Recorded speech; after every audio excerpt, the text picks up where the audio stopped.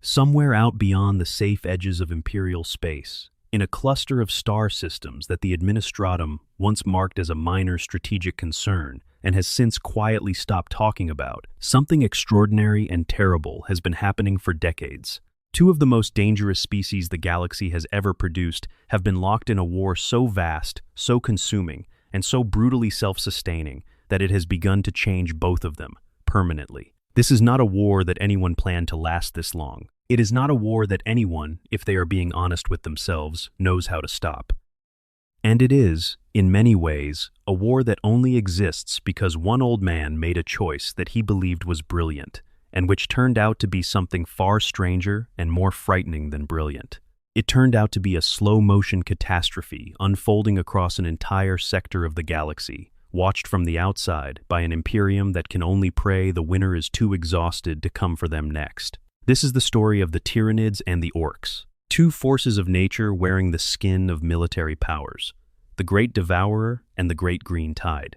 What happens when you put them in the same room, lock the door, and wait to see what comes out the other side?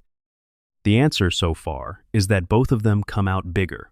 Let us begin at the beginning, or as close to the beginning as anything in the 41st millennium ever gets. The question of why these two species in particular produced such a catastrophic result when deliberately set against each other is one that becomes clearer the more you understand about what both of them fundamentally are.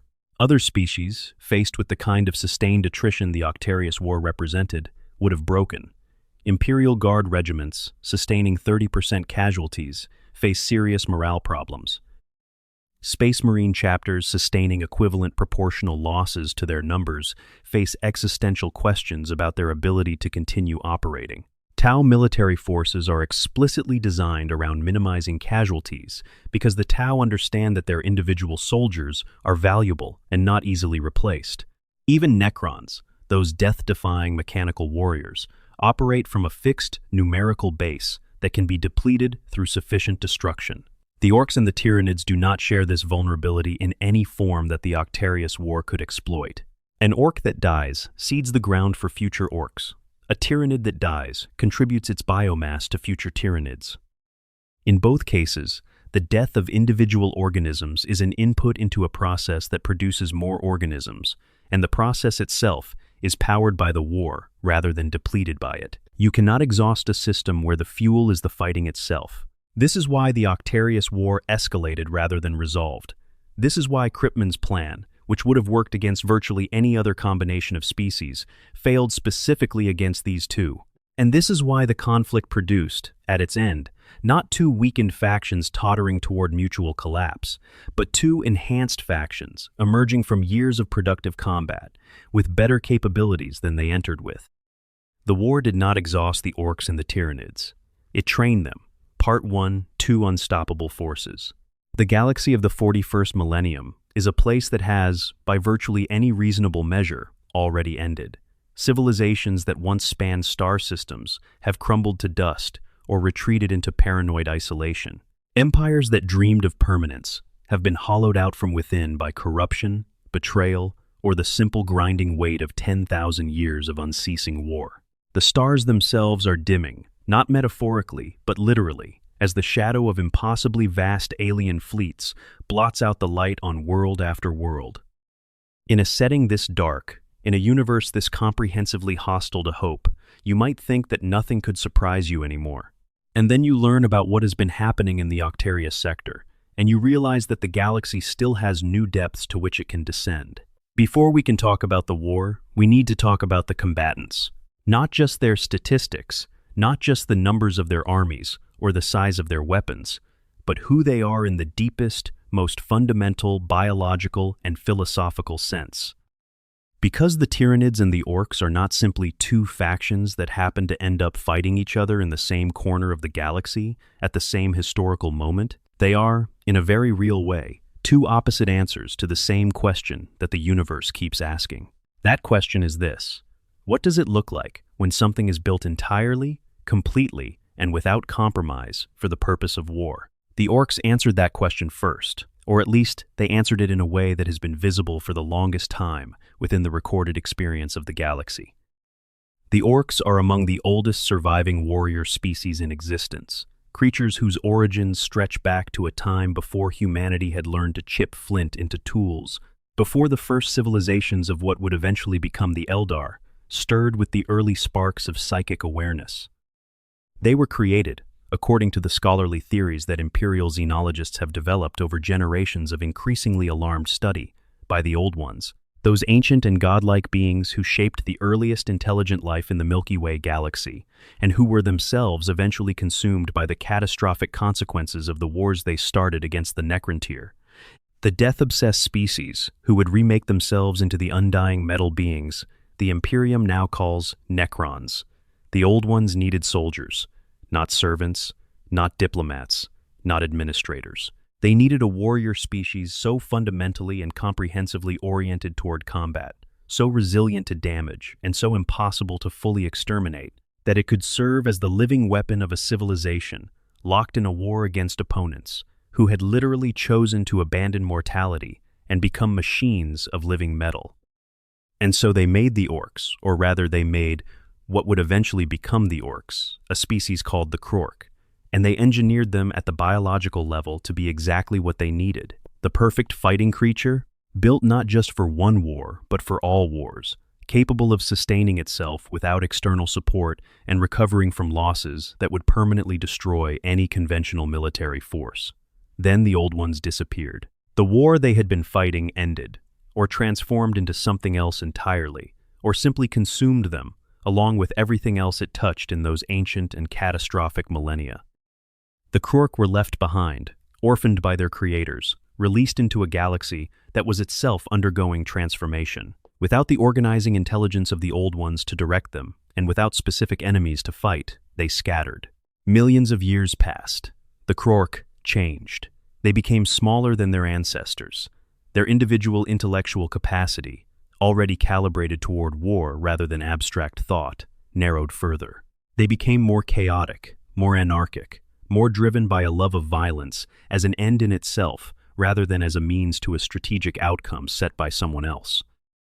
They lost, in the long drift of unguided millennia, the higher-order command structures that the Old Ones had installed in them, and what remained was the core, the irreducible essence of what they had been made to be, creatures that fight, that grow through fighting, that reproduce through death, and that cannot be eliminated as long as any fragment of their biological presence remains anywhere in the universe. They became, in short, the Orks as the Imperium knows them now.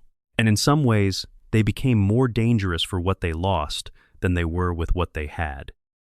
But here is the thing that the Imperium has always struggled to fully accept, because accepting it fully would be simply too uncomfortable.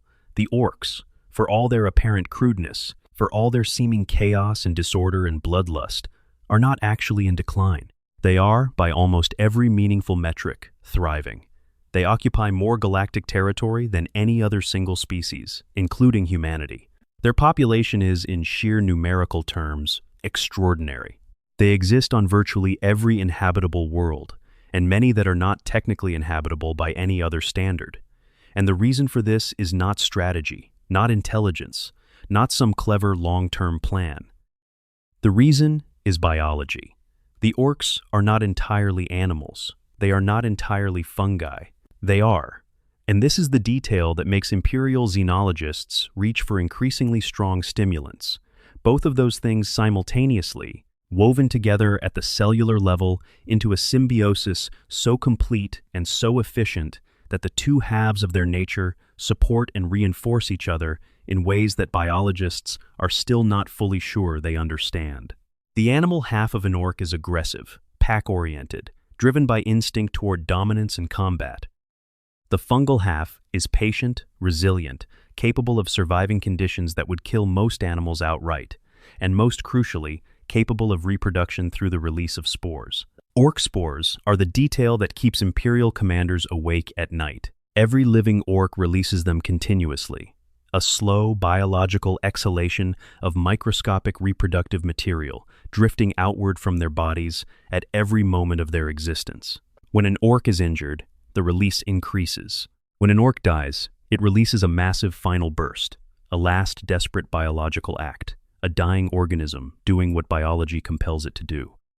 Those spores settle into whatever soil or substrate is available, and they grow. Not into orcs immediately, but into a hierarchy of smaller orcoid creatures. Squigs first, then snotlings, then Gretchen, and finally, given time, orcs themselves. An entire self-sustaining ecosystem, propagated by spores, capable of establishing itself on almost any world that has the basic conditions needed to support life. This means something specific and deeply alarming when you are thinking about the Octarius War. It means that killing orcs does not, by itself, solve the problem of orcs. It means that an orc who dies in battle is not simply gone. Part of it continues. Part of it will eventually grow into more orcs. You can destroy an entire orc army and come back 2 decades later to find that a new tribe has emerged from the wilderness, grown from the spores of the army you already killed. The only truly reliable method of eliminating an orc population from a planet, the only method that actually works, is exterminatus, the complete sterilization of the entire planet's surface, every molecule of orc biological material destroyed.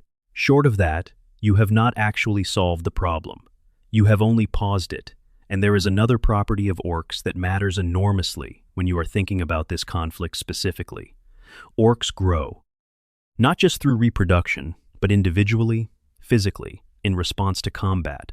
An orc that survives battle becomes, over time, a larger and stronger orc. An orc that survives many battles, that spends its life in constant warfare against challenging opponents, becomes something genuinely terrifying, a creature of enormous physical power, and, in the strange, inarticulate way that orc intelligence works, something approaching battlefield wisdom.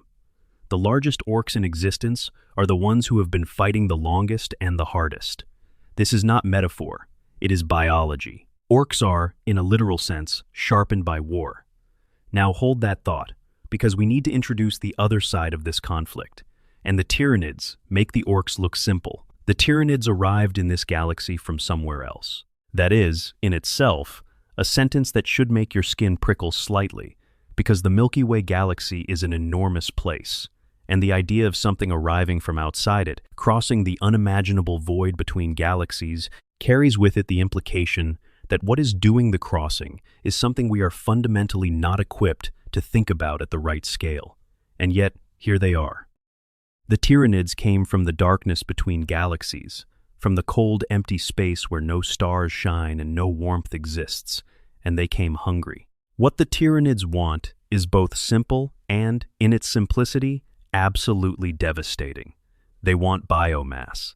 That is the whole of it. Every living thing on every world they can reach, reduced to raw biological material, absorbed by the hive fleet, processed by the vast living machinery of the Norn Queens into new Tyranid organisms, not conquered, not enslaved, not converted, consumed.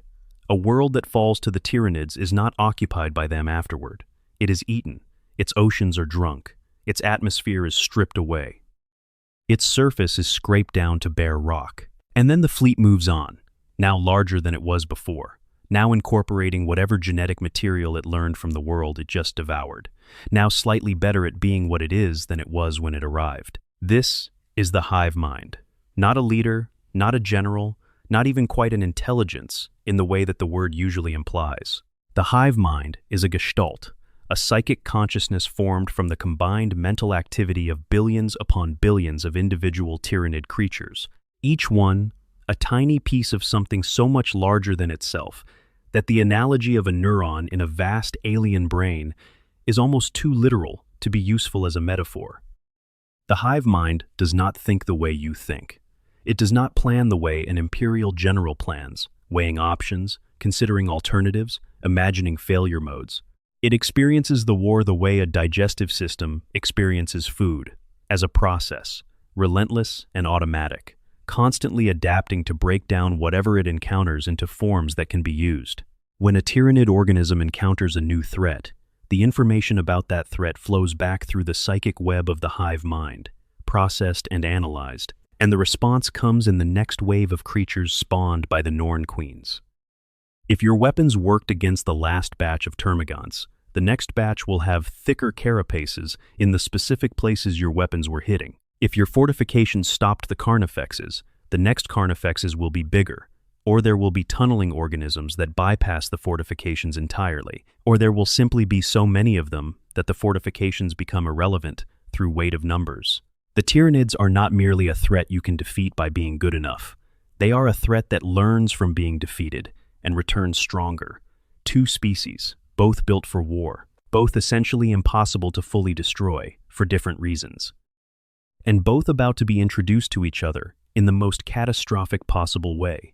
If you have made it this far and this is your first time here, drop a comment telling me where in the world you are watching from and what time it is where you are.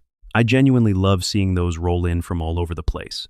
And if you are enjoying this, the subscribe button is right there, and it helps more than you might think. Part 2. The nature of the greenskins. To understand why the Octarius War went the way it did, you need to understand the Orks more deeply than just knowing that they are green and they love to fight.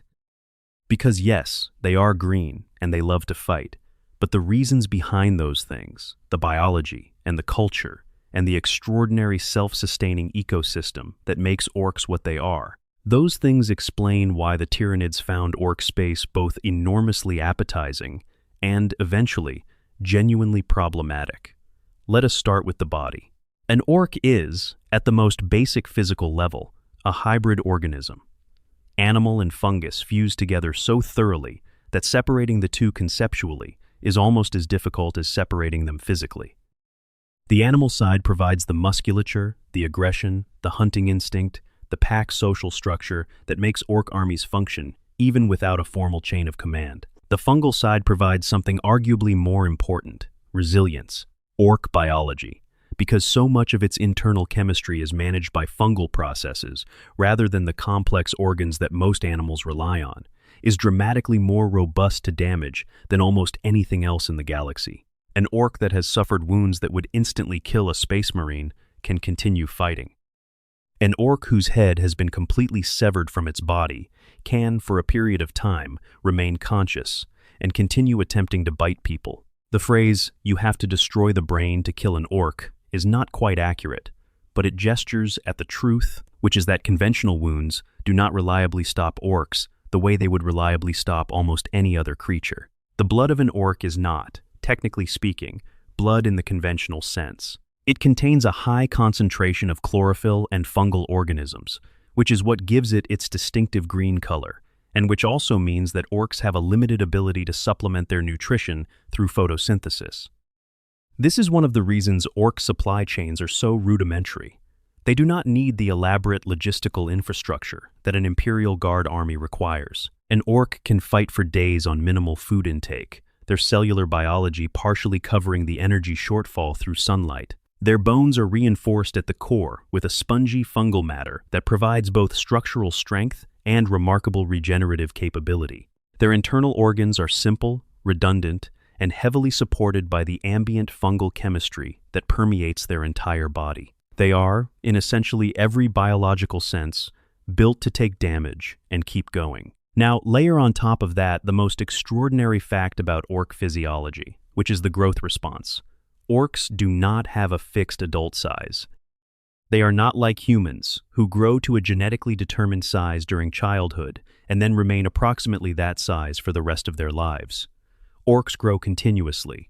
They grow faster and to greater size in response to high levels of combat stress, to victory, to the proximity of large numbers of other Orks, and to the simple accumulated experience of surviving things that should have killed them.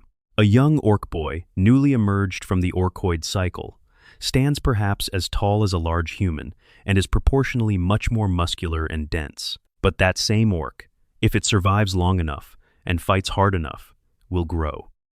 First into a knob, a senior Ork of considerably greater physical capability. Then, if it continues to dominate and survive, it grows further still, into a war boss, a creature that may stand 3 or 4 times the height of the original boy, with physical strength that makes them capable of tearing apart vehicle armor with their bare hands. The largest Ork war bosses that have ever been recorded, rare and terrible individuals who have been fighting continuously for decades or even centuries, are creatures that genuinely blur the line between individual fighter and small force multiplier.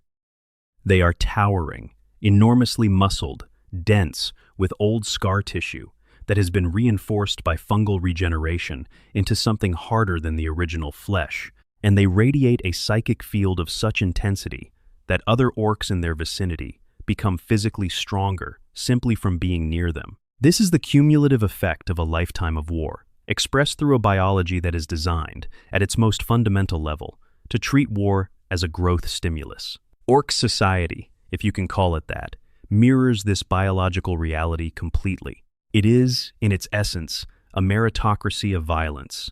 The biggest orc rules the smaller orcs. If you are bigger than the current boss, you fight the boss, and if you win, you are the new boss. If you lose, you are not actually the biggest after all. This sounds brutally simple, and it is brutally simple, but it works in a way that is actually remarkably effective for producing armies.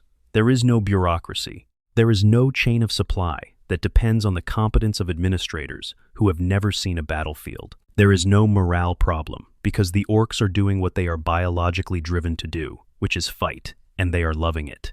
And there is no shortage of soldiers, because the spores take care of that. The orc social structure divides itself into clans, tribal groupings defined by culture, specialization, and shared aesthetic that range from the Goth clan, the most straightforwardly brutal and numerous, whose orcs simply love combat for its own sake and wear black because it is suitably intimidating, to the speed freaks of the Evil Sun's clan, whose obsession is velocity and who will modify any vehicle they can get their hands on to go faster, even if making it faster makes it structurally unsound, which it usually does, because structural soundness is not really their primary concern. There are the Bad Moons, who are somehow wealthier than other orcs because they grow teeth faster, and since teeth serve as orc currency, they are always flush. There are the Death Skulls, inveterate looters who paint themselves blue because they believe it brings luck, who will steal anything from anyone, including their own allies, and whose contribution to orc armies is the ability to improvise battlefield solutions from whatever happens to be lying around. There are the Blood Axes, considered slightly suspicious by other orcs because they have observed how humans fight and occasionally seem to learn from it, which other orcs consider a bit much. And there are the Snakebites, the most traditional and feral clan, who distrust technology and prefer their squigs and their crude bows, and who are consequently dismissed by other orcs as being behind the times, which is saying something in a species that considers a gun held together by wire and hope to be cutting-edge engineering. None of these clans cooperate in any organized fashion unless a sufficiently powerful war boss forces them to. And this is the central tension in orc civilization. Individually, each tribe, each warband, each clan is a threat to local stability. United under a single powerful warlord, the orcs become something else entirely. Something that has, on more than one occasion, caused entire sectors of the Imperium to seriously examine their options for mass evacuation. The mechanism by which large orc gatherings enhance each individual orc is real and measurable. The orcs carry within them a latent psychic potential, a field generated collectively by large numbers of them that is sometimes called the power of the greenskin gestalt, and which manifests in ways that should not be physically possible. Orc technology, the ramshackle guns and vehicles assembled by the mechanical specialists called mechs from whatever scrap is available, functions considerably better in the presence of large numbers of orcs than it has any right to do based on the quality of its construction. Guns that have no business firing reliably, fire reliably. Vehicles that are demonstrably aerodynamically impossible fly anyway. And the bigger the gathering, the stronger this effect becomes. A single orc with a crude firearm is a danger. 1,000,000 orcs with crude firearms, united under a single war banner and generating the thunderous collective psychic energy of their war cries, are something that has blasted armies of space marines off of planets through the simple, overwhelming application of a force that the Imperium does not fully understand and cannot quite suppress. The orcs are also, in ways that the Tyranids would discover, frustratingly unkillable at the species level. You can destroy an orc army. You can even, with enough sustained effort and sufficient application of firepower, clear a planet of visible orc presence. But the spores are already in the ground. The fungal network is already spreading through the soil. The orcoid ecosystem, having been seeded by the deaths of the very orcs you killed, is already establishing itself in whatever crevices and tunnels and dark places exist on the planet's surface. Come back in 20 years, and there will be orcs again. Come back in 50 years, and there may be a whole new tribe, grown from the spores of the ones you killed, ready to declare themselves the rightful owners of the planet they have just emerged from underground on. The orcs carry their reproduction with them in their deaths. Every fallen orc is, in a very real sense, a seed. This is the biological fact that defines the entire relationship between orc infestations and the species that attempt to remove them. And it matters specifically in the context of the Octarius War, because the Tyranids' method of dealing with worlds they consume is to strip every molecule of organic material from the surface. The question of whether they strip orc spores from the deep rock, from the dark underground spaces where orc fungal matter can persist essentially indefinitely in a dormant state, is one that xenologists and strategists have been arguing about since the first analyses of the Octarius conflict filtered back to the wider Imperium. The evidence suggests that even the most thorough Tyranid consumption does not reliably eliminate every dormant orc spore from worlds they have processed. And an orc spore that survives is an orc army waiting to happen. There is one other element of orc nature that is essential to understanding the Octarius War, and it is the one that feels most impossible to account for in any conventional strategic analysis. Orcs are, collectively, psychic in a way that no other species in the galaxy quite matches. Not psychic in the individual sense of producing psychers who can manipulate the warp with trained concentration. Psychic in the collective, ambient, constantly active sense of a species that generates a shared field of psychic energy simply by existing in proximity to each other and believing things. This field, sometimes called the Ork Gestalt, or, in Ork theological terms, the power of Gork and Mork, is real and measurable. Its effects include the well-documented phenomenon of Ork technology, functioning far beyond its theoretical capability. Guns that fire more reliably than their construction warrants. Vehicles that move faster than physics should allow. Machines that produce effects they contain no mechanism for producing. The field grows stronger as more orcs gather, and as their collective excitement about fighting increases. At its peak, during massive unified drives, when millions of orcs are all focused on the same overwhelming purpose, the field has produced effects that the Imperium scholars classify as minor reality distortion. Orcs believe hard enough that something is true, and sometimes it becomes true.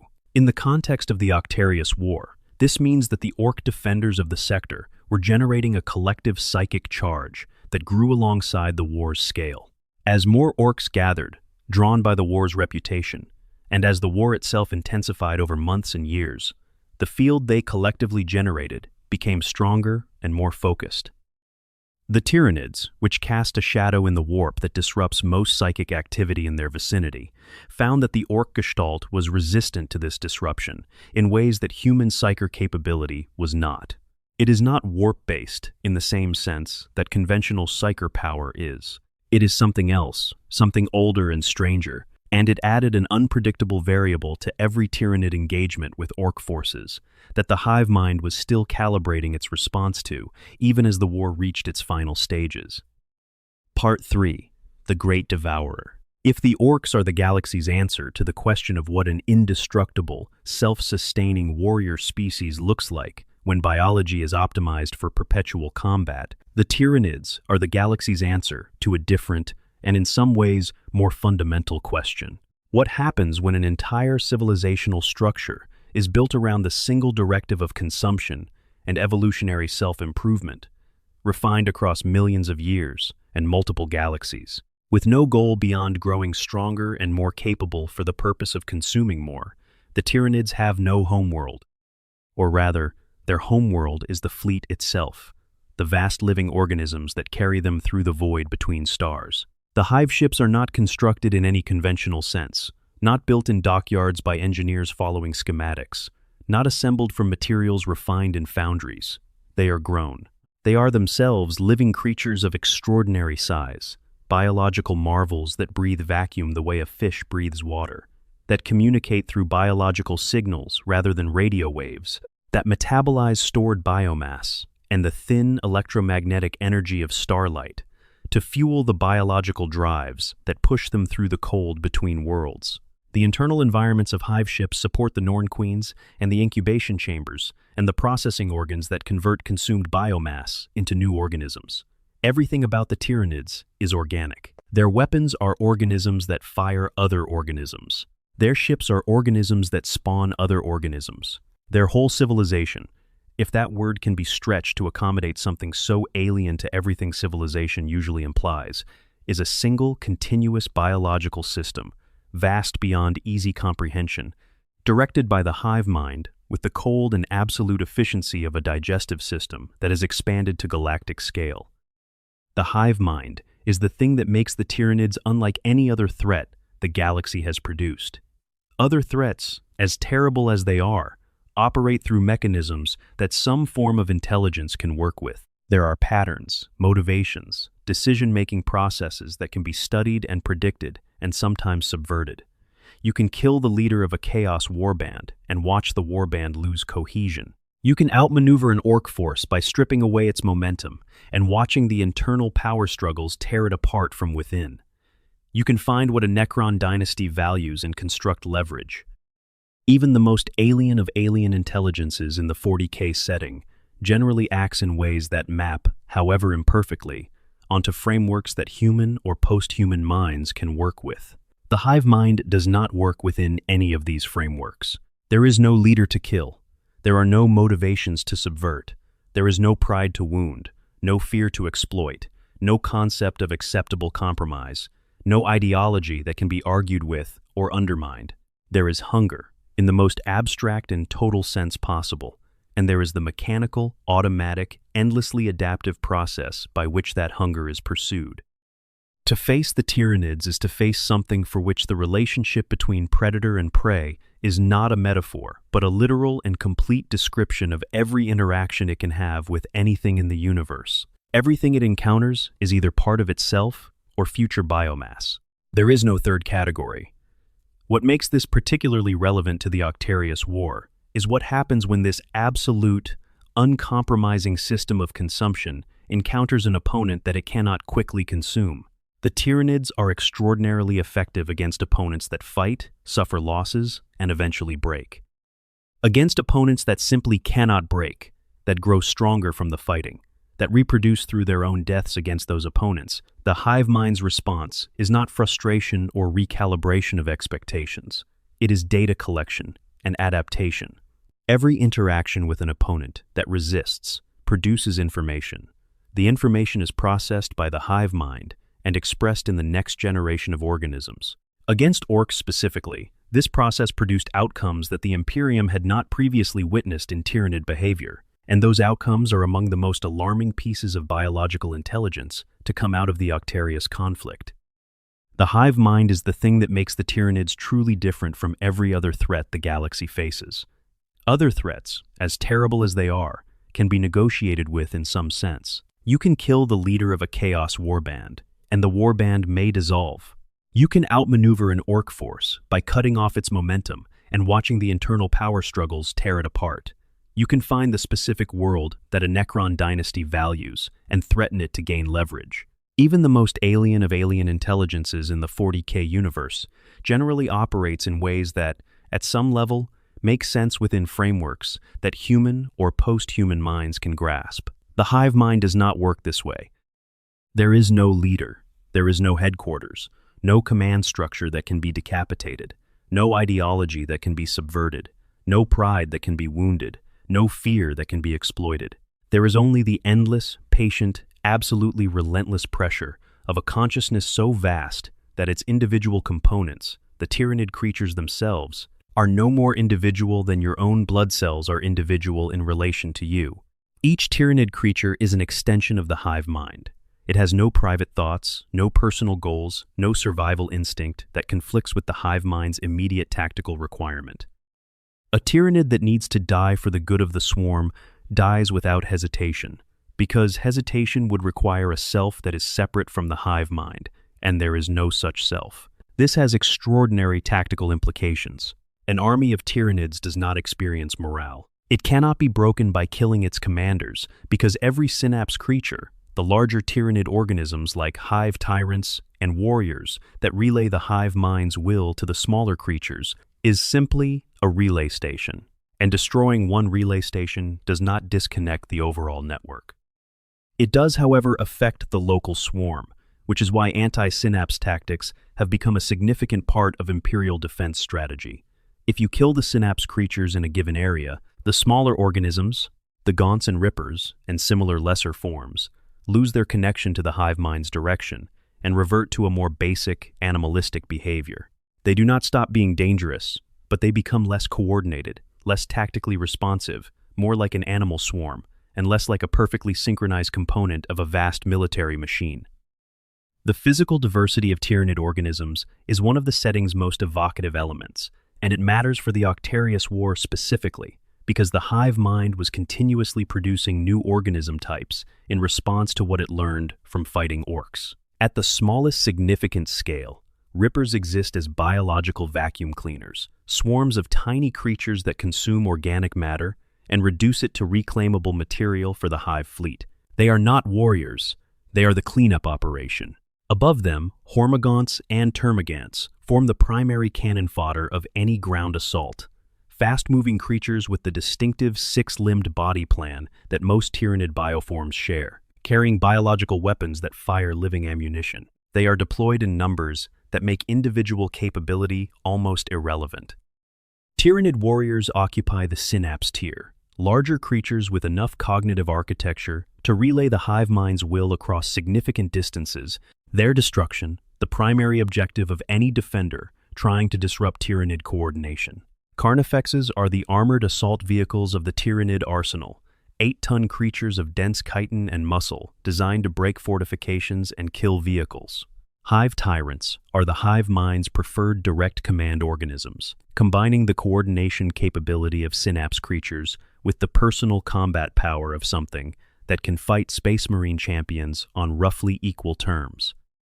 And then there is the Shadow in the Warp, which is perhaps the most strategically significant single property the Tyranids possess. As a hive fleet approaches a world, its combined psychic mass, the aggregated consciousness of billions of organisms all connected to the hive mind, creates a psychic disturbance that radiates outward from the fleet's position. This disturbance disrupts warp-based communication and navigation in a wide area around the fleet. Ships cannot reliably travel through the warp near a hive fleet.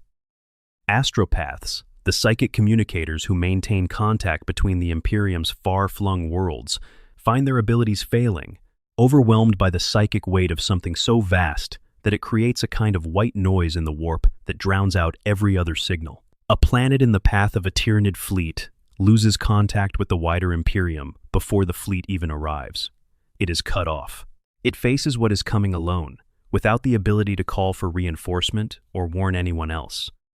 The Shadow in the Warp is, in practical military terms, a communications blackout and a navigation denial field simultaneously, and it is a natural property of the hive fleet's existence rather than a weapon system that can be targeted and destroyed. What the hive mind does, instead of conventional command and control, is something closer to pure information processing at a biological level. Every battle the Tyranids fight sends information back through the psychic shadow of the swarm to the Norn Queens, the enormous birthing organisms that are the true productive engine of the hive fleet. The Norn Queens process this information and adjust the biology of whatever organisms they are currently spawning to account for what they have learned. If a particular type of weapon is proving effective against the current swarm, the next generation of Tyranids grows thicker carapace in the specific areas that weapon tends to strike. If a particular tactic is being used to defeat Tyranid assaults, the next wave of Tyranids incorporates biological countermeasures to that tactic. The Tyranids adapt in real time, not across evolutionary timescales of millions of years, but across the span of a single campaign. This means that fighting Tyranids is, in some ways, a trap. The harder you fight them, the more information you give them. The more effective your defenses are, the more specifically they will be defeated by the next wave.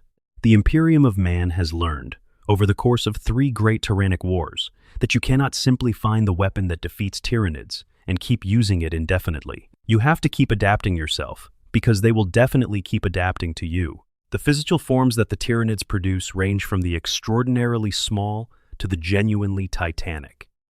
At the small end, Rippers are essentially biological vacuum cleaners, swarms of tiny organisms that exist solely to consume organic matter and reduce it to base components that can be reclaimed by the hive fleet.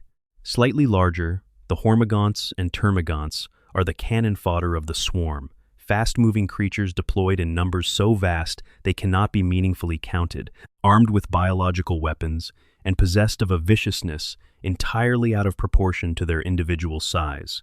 Above them, Tyranid warriors serve as the synapse backbone of ground assaults, relaying the hive mind's will while also being capable fighters in their own right. And then there are the truly large organisms, carnifexes, 8-ton creatures of armored muscle that exist to break fortifications and kill heavy armor. Hive tyrants, the generals of the swarm in the most literal sense. And at the extreme end, the bio-titans, organisms so large they match the war engines that human civilizations build in factories the size of cities, except the Tyranids grew them. The process by which a Tyranid fleet consumes a planet is one of the more vivid pieces of horror that the 40K setting has produced. And it bears describing in some detail because it matters for understanding what Hive Fleet Leviathan was doing before it ended up in Ork space. The fleet arrives in orbit. The first indication for the planet's defenders is usually not the ships themselves, but the shadow in the warp, a psychic phenomenon generated by the hive mind's enormous gestalt consciousness that disrupts all communication through the warp, cutting the planet off from astropathic contact with the wider Imperium. Ships cannot navigate through the warp near a Tyranid fleet. Psychers find their abilities failing, overwhelmed by the crushing psychic weight of the hive mind's presence. The planet is alone. Then the spores fall. Not Tyranid warriors initially, but biological matter of a different kind. Xenophagic organisms that infect plant life and accelerate its growth in ways that concentrate biomass for easier collection. Spore chimneys emerge from the ground, exhaling clouds of genetic material that drift across the surface, beginning the slow transformation of the planet's biosphere into something that can be more efficiently consumed. The atmosphere itself begins to change as Tyranid organisms process it, filtering out whatever the hive fleet needs and discarding the rest. And then the warriors arrive, wave after wave, driven by the absolute purpose of a mind that has no concept of acceptable losses, because loss and victory are both just inputs into a process whose only goal is more biomass. When the fighting is over, capillary towers grow from the planet's surface, enormous biological structures that reach up into the upper atmosphere and drain everything they contact back into the fleet above.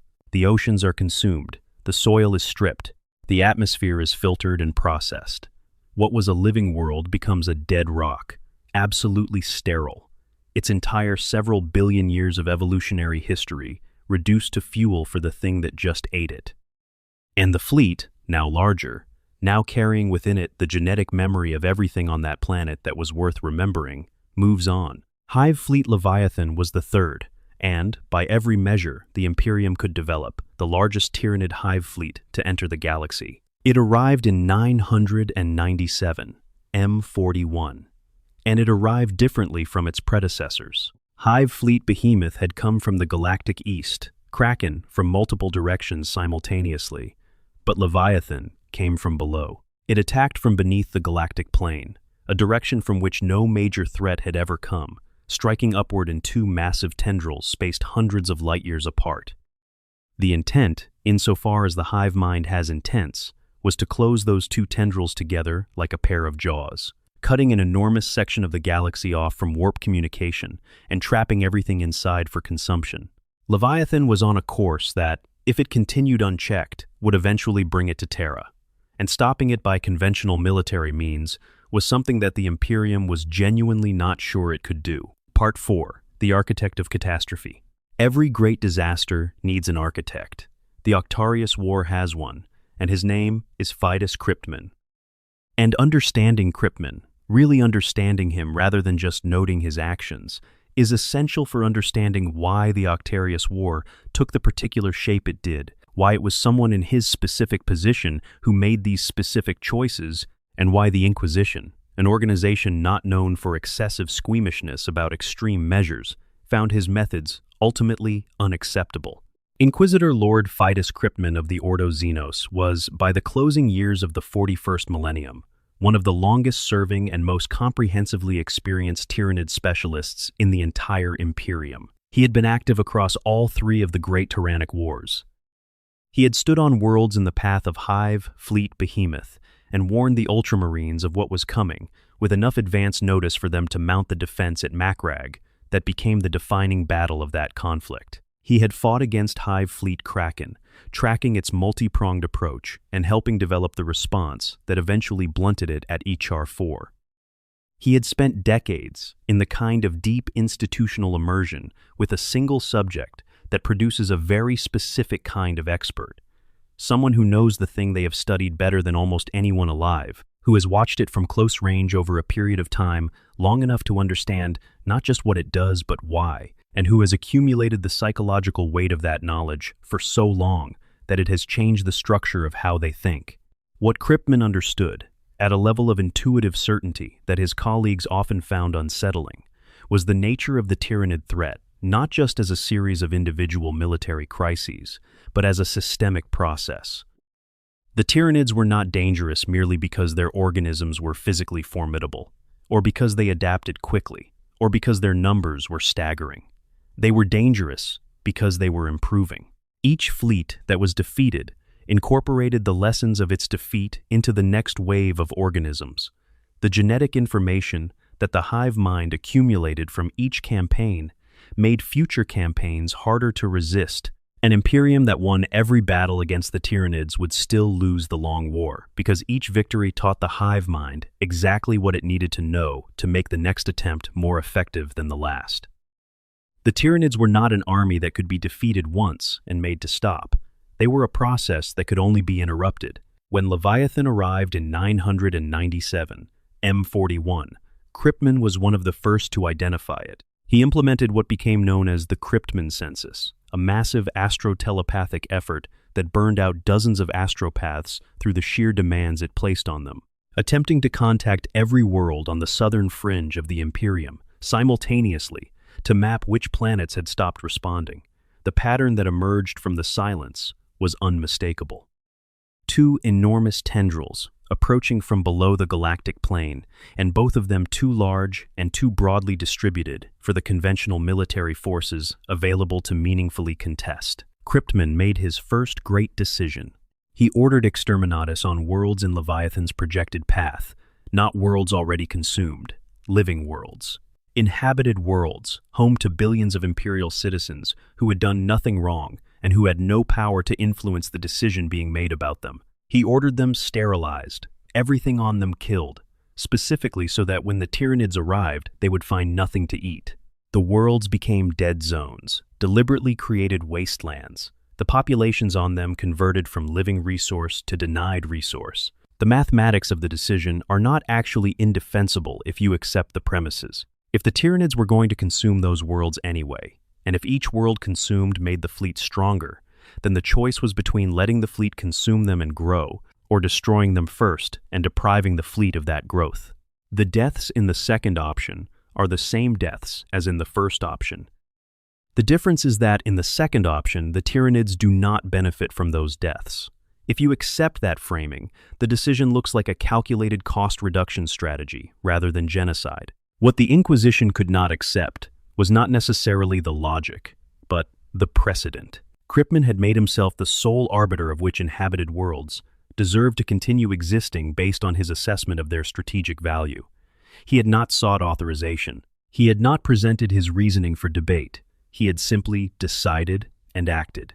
And by the time anyone with authority to stop him knew what was happening, the first worlds were already sterile.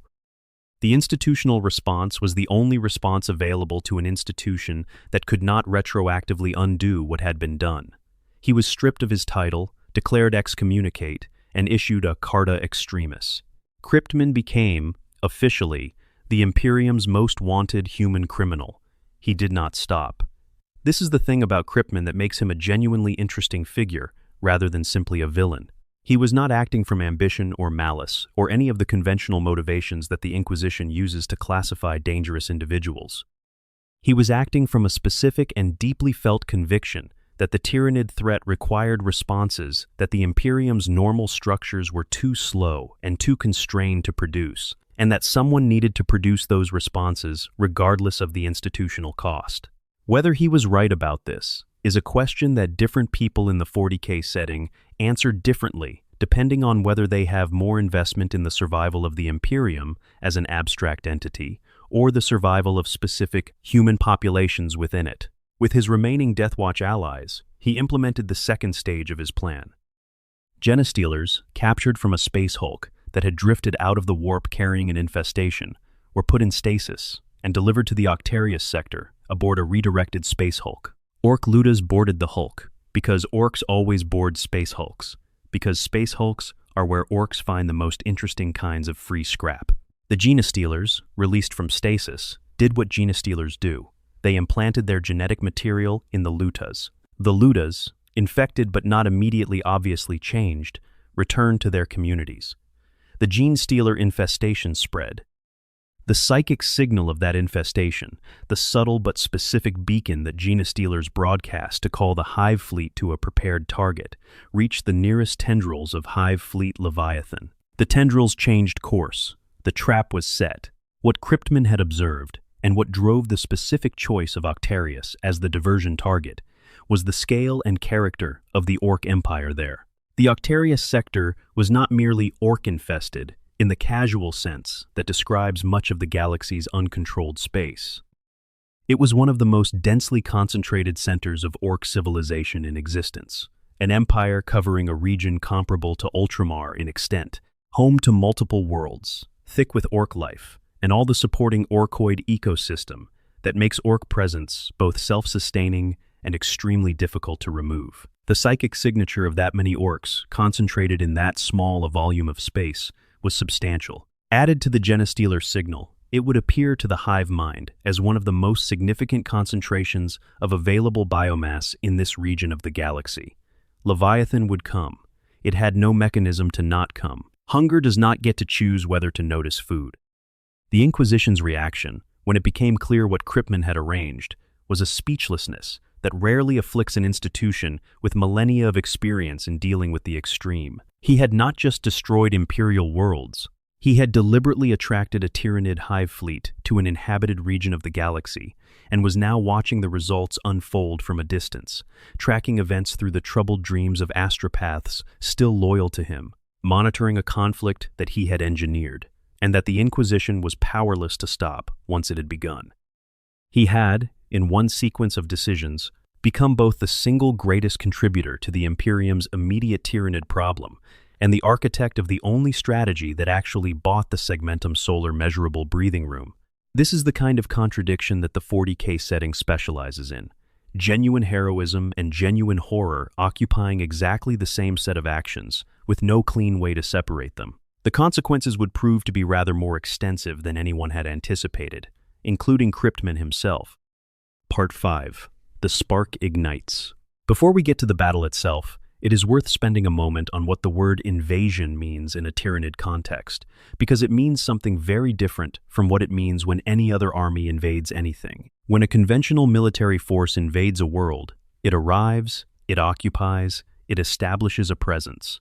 When the Tyranids invade a world, what actually happens is closer to being swallowed than being invaded. The process begins before the first organism sets foot on the ground, with the shadow in the warp cutting the world off from any hope of outside help. Then the xenophagic biological agents begin altering the ecosystem at the microscopic level. Then the spores fall. Then the warriors come, not in waves with pauses between them, but in a continuous tide, because the fleet above is constantly spawning replacements for whatever is lost. And the goal is never to hold the world. The goal is to consume it, and when it is consumed, to move on. The world of Orok did not know any of this was coming. It had no more warning than the shadow across the sky. The world of Orok was, by the standards of the Octarius sector, unremarkable. It had once been an imperial world, which tells you approximately what you need to know about how long the Orks had been in the sector. Long enough that the pre-Ork history of individual worlds had been largely erased, replaced by the Ork ecosystem and the Ork culture, and the inevitable result of putting a lot of Orks in close proximity to each other for an extended period of time, which is a world covered in shanty fortifications, scrap iron machinery, fungal growth, and the accumulated detritus of an extremely aggressive species that treats everything as either a weapon or raw material for a weapon. When the Tyranids arrived at Orok, the Orks did not initially know what they were seeing.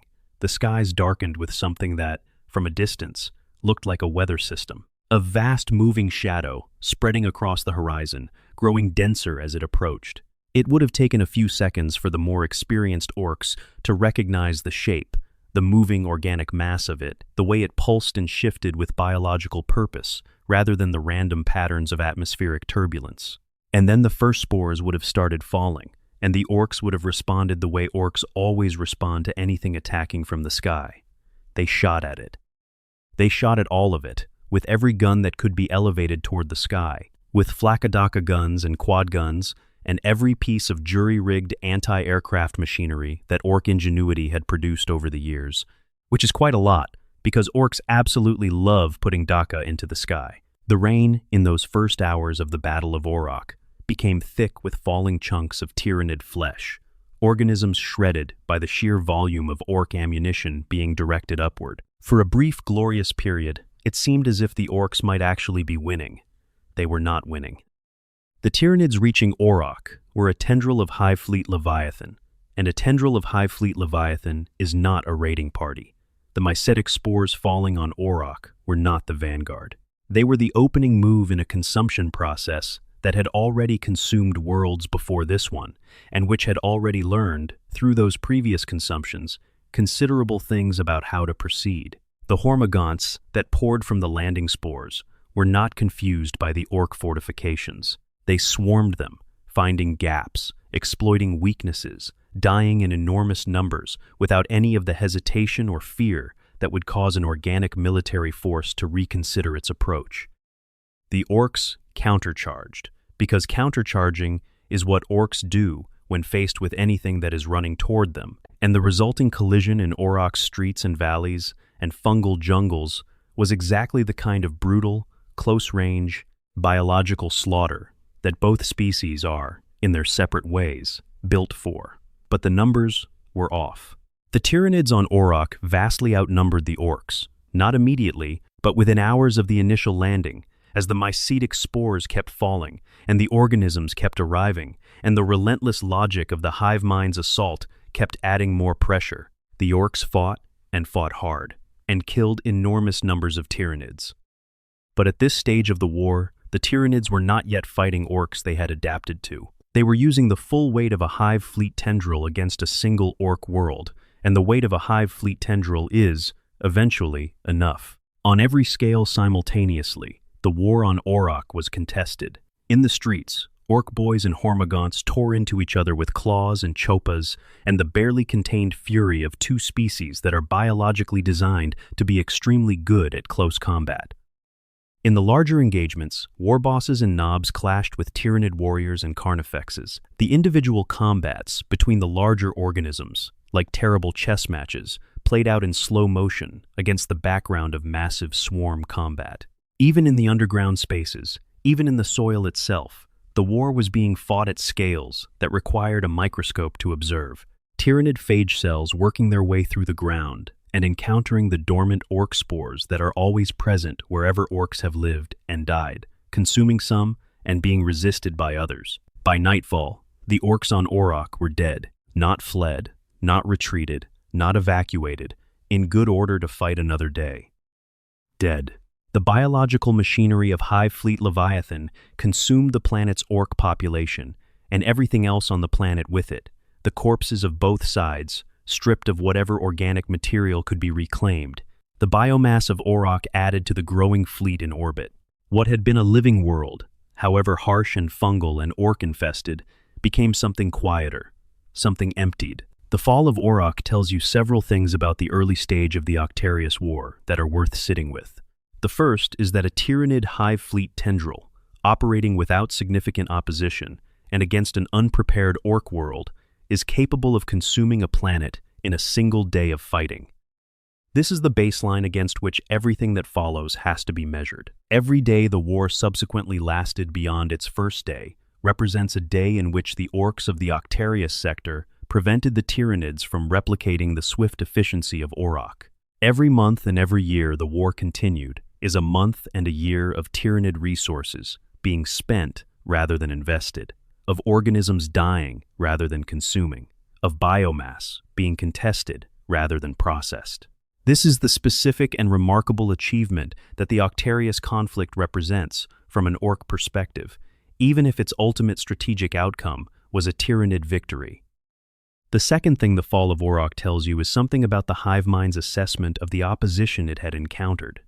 The organisms that fell on Orok were not calibrated for Ork opponents specifically. They were general-purpose assault organisms, the same types that would be deployed against any target of similar biomass density. The hive mind had not yet had the opportunity to study Ork biology and adapt to it. What happened on Orok was the hive mind's opening move against an opponent it was only beginning to understand. What would happen on subsequent worlds would be more targeted, more specifically calibrated to the opponent, and consequently more effective.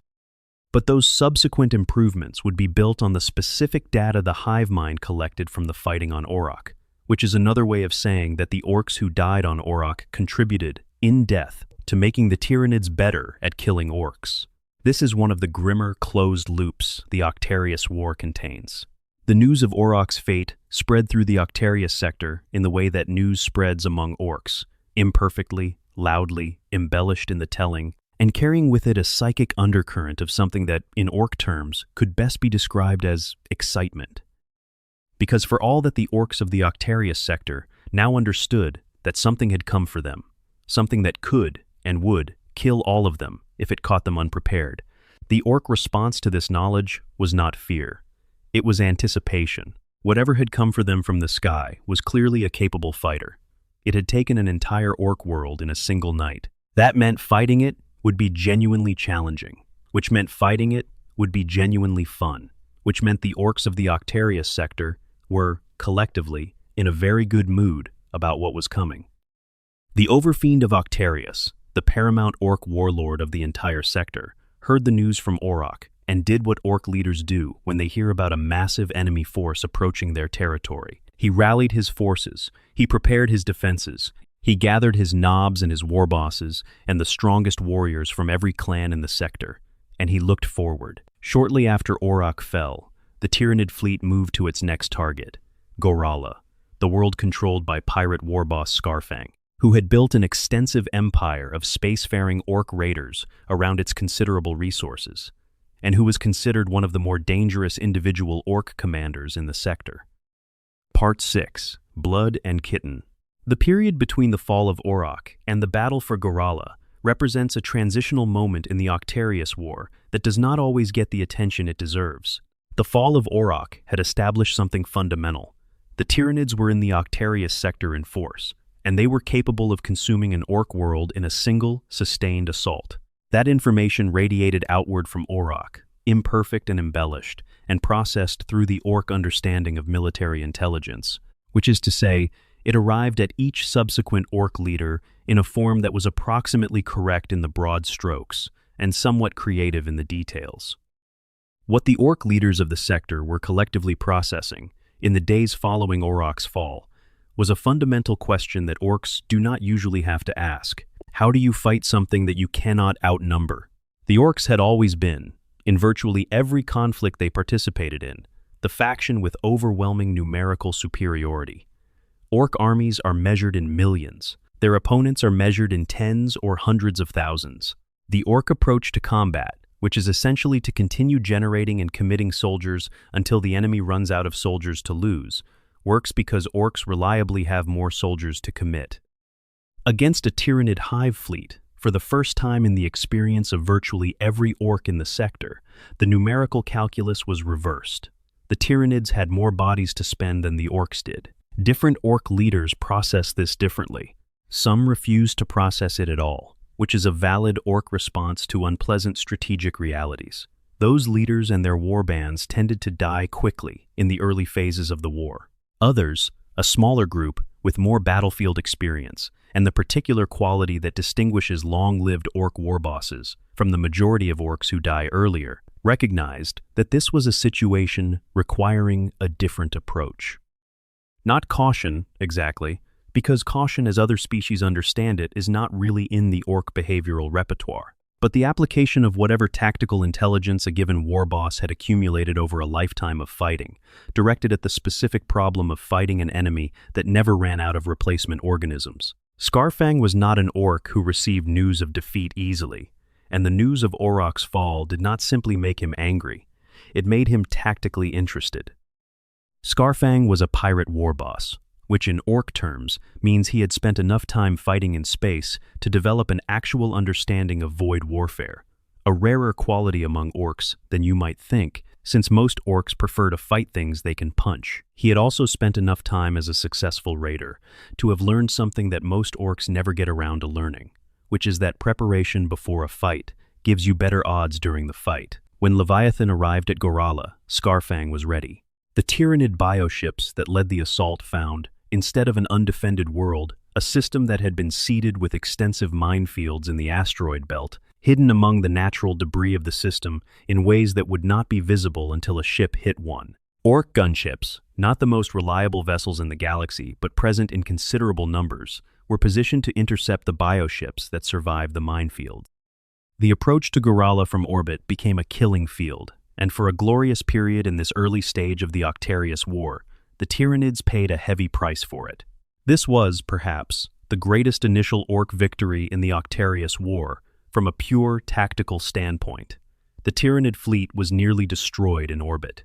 Bioships that had consumed entire populations were torn apart by orc mines and gunships before they could deploy their organisms. The biomass of those ships, those enormous living vessels, drifted as dead organic matter in the space around Gorala rather than adding to the fleet's reserves. Scarfang, watching from his command position, had every reason to believe he was winning.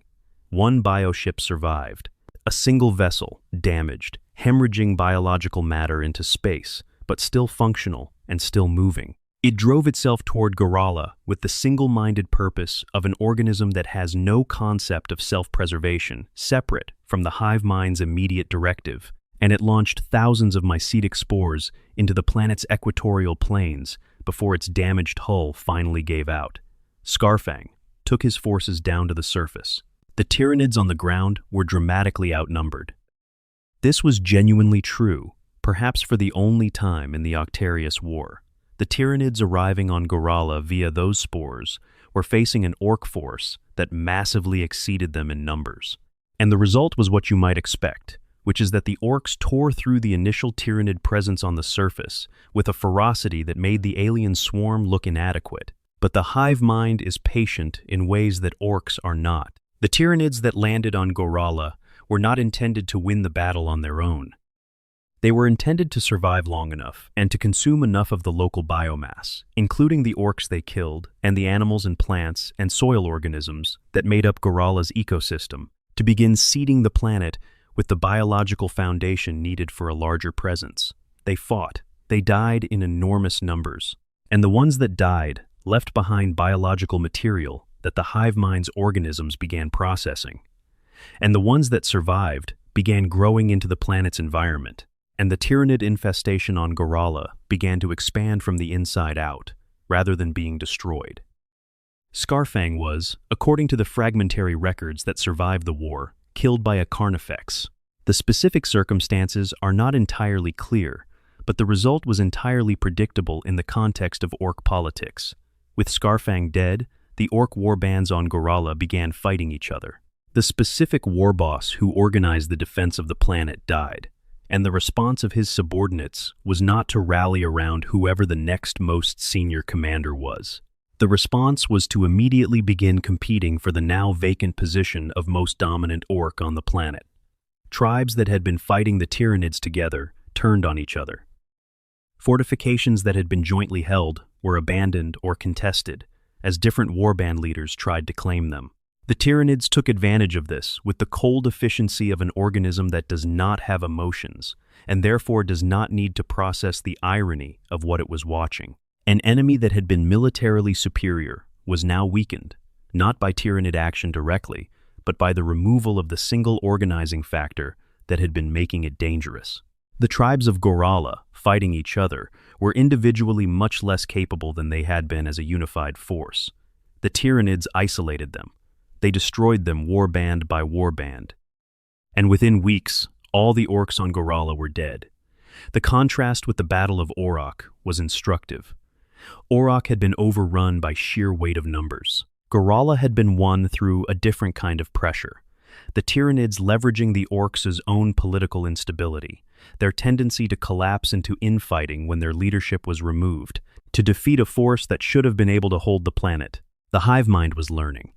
The genetic information flowing back from the deaths of Tyranid organisms on Ork worlds was teaching the hive fleet something important about how Orks function, about the relationship between Ork leadership and Ork military effectiveness.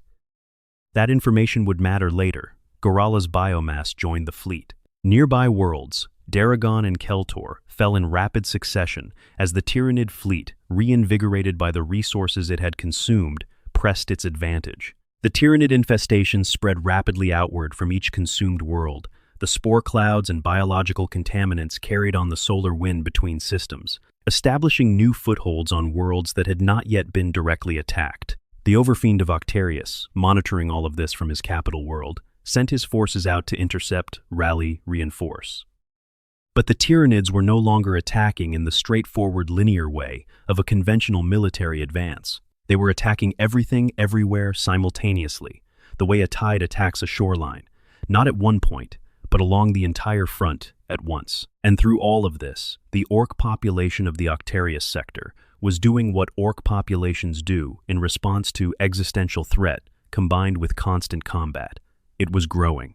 Orks who survived the early engagements with Tyranids were growing larger, toughened by the extreme demands of fighting organisms that did not give them easy victories. Orks from neighboring regions, hearing that a truly massive fight was underway in the Octarius sector, were beginning to travel toward it, because that is what Orks do when they hear there is a massive fight. The sectors around Octarius were, in a real sense, becoming Ork magnets, drawing in green tides from across a huge volume of space. And the Tyranids were consuming all of them, growing their fleet from the biomass, incorporating Ork genetic material into their own organisms. The feedback loop was establishing itself. Both sides were growing stronger from the war. Both sides were becoming more capable, more adapted to fighting each other specifically. What had been intended as a conflict that would exhaust both sides was becoming something else, a crucible. It is worth pausing here, partway through the chronology of the Octarius War, to observe something about what the Imperium was experiencing from the outside, while all of this was happening inside the conflict zone. Imperial worlds on the edges of the Octarius sector were not at immediate risk from the conflict, but they were not unaffected either.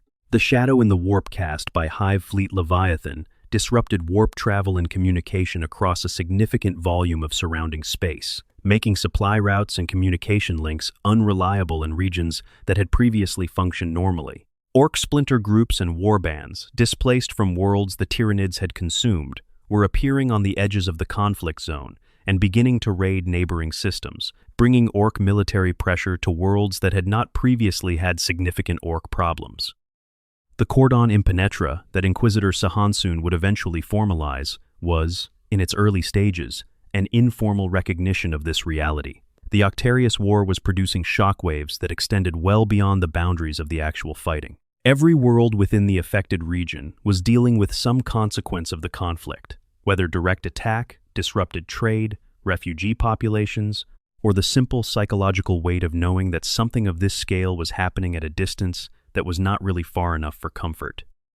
The Administratum was receiving reports from hundreds of worlds in the surrounding regions that all amounted to variations on the same theme. Something was wrong in the Octarius sector, and whatever it was spreading. Part 7. The Grinding War. There is a particular quality to conflicts that last long enough to become part of the landscape of a region rather than just an event within it. Wars that stretch into years become something different from battles that last days. They develop their own rhythms, their own internal logic, their own ecosystem of consequences that nobody planned for. Soldiers on both sides, if soldiers is even the right word for Tyranid organisms driven by the hive mind and orcs driven by biology, become shaped by the specific demands of the specific terrain and the specific opponent. The war begins to produce creatures calibrated to it, veteran fighters and adapted organisms whose capability reflects the sustained, specific pressure of this exact conflict rather than the general baseline of their species. The Octarius War became this kind of war. It lasted long enough that the combatants it was producing toward the end were genuinely different from the combatants it had begun with, and those differences were not merely experiential. They were biological. The battle for Octarius itself, the capital world of the Orc Empire, was where the war reached a scale and a brutality that even by the standards of the 41st millennium stands out as something exceptional. When the mycetic spores first fell on Octarius, the Overfiend had already marshaled every orc in the sector who could be reached and brought to the defense. The planet's surface was, in the most literal sense, thick with orcs. Not just the local population, but reinforcements drawn from across the sector, war bosses who had been rivals competing now alongside each other, because the thing coming for them from the sky was a sufficiently impressive enemy to justify temporary cooperation. The cheering that went up from the assembled orc hordes when the first Tyranid spores descended, rather than the screaming or the panicked running that the same event would produce in virtually any other species, is one of the details about this war that feels almost impossible to fully absorb. The orcs were cheering, they were excited. What followed in the skies above Octarius was a spectacle that observers at a safe distance would have found extraordinary if any such observers had existed. Orc quad guns and flakadaka guns fired so continuously and in such volume that the rain falling on the planet's surface was thickened with the falling flesh of Tyranid organisms shredded by orc anti-aircraft fire before they could complete their descent. The sky over Octarius was simultaneously a killing ground and a battlefield.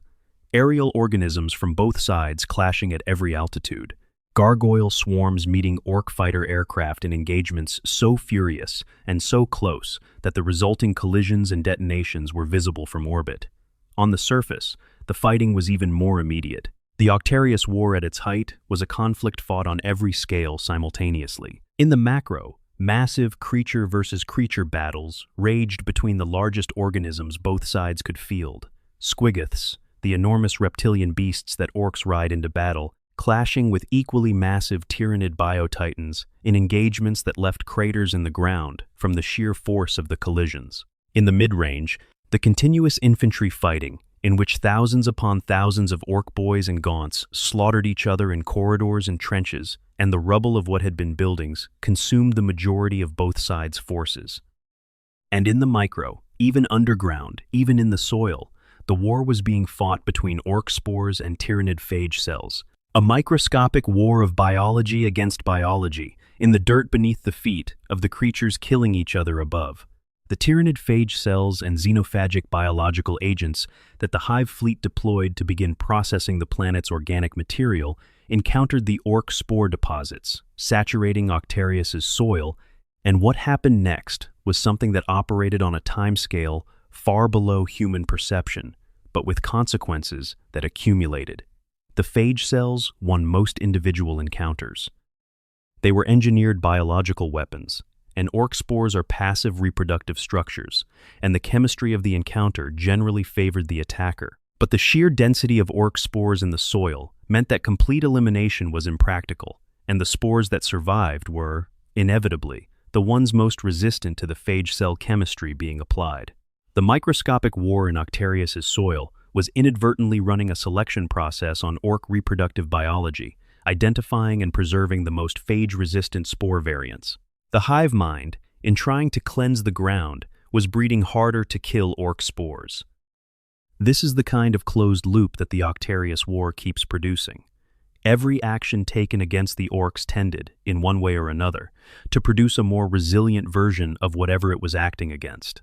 The Overfiend of Octarius proved to be, by orc standards, a genuinely capable military commander. He understood, as much as any orc can be said to understand anything in a strategic sense, that the Tyranids were most dangerous in open engagements where their numbers could be brought to bear without obstruction.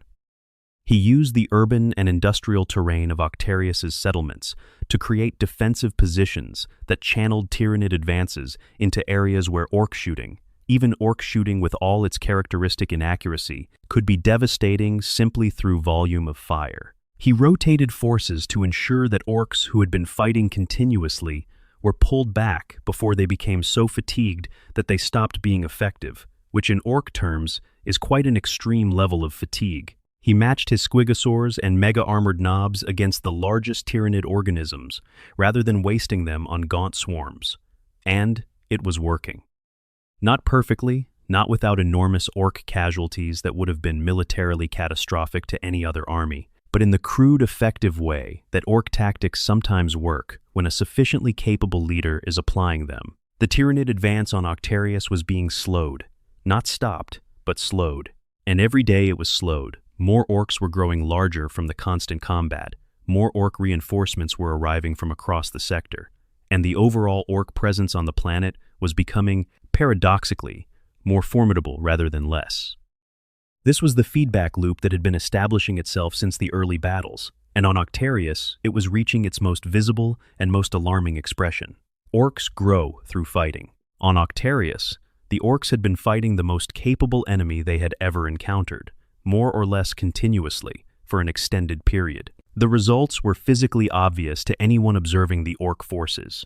They were bigger. The average orc boy defending Octarius was measurably larger than the average orc boy had been at the beginning of the conflict. The war bosses and knobs were enormous, even by the standards of their elevated ranks. Creatures of terrifying physical power who bore the accumulated scar tissue of dozens or hundreds of engagements with Tyranid organisms, and who had survived all of them. By some accounts, the Overfiend himself had grown to a size not seen in an orc since the era of the Beast, the legendary orc warlord of ancient history who had once brought the Imperium to its knees. Whether this is accurate or embellished is difficult to determine, but the principle it illustrates is correct. The constant, demanding, lethal combat of the Octarius War was producing orcs of extraordinary individual capability. To understand what this means in concrete terms, consider what a veteran orc knob in the latter stages of the Octarius War actually represented. This was a creature that had been in near-continuous combat against Tyranid organisms for years. It had survived Hormigaunt swarms, Carnifex charges, the coordinated assaults of Tyranid warriors operating under Synapse control, and the specific and terrible experience of fighting biotitans. Every organism it had killed had, through the mechanism of orc biological growth, added to its physical capability.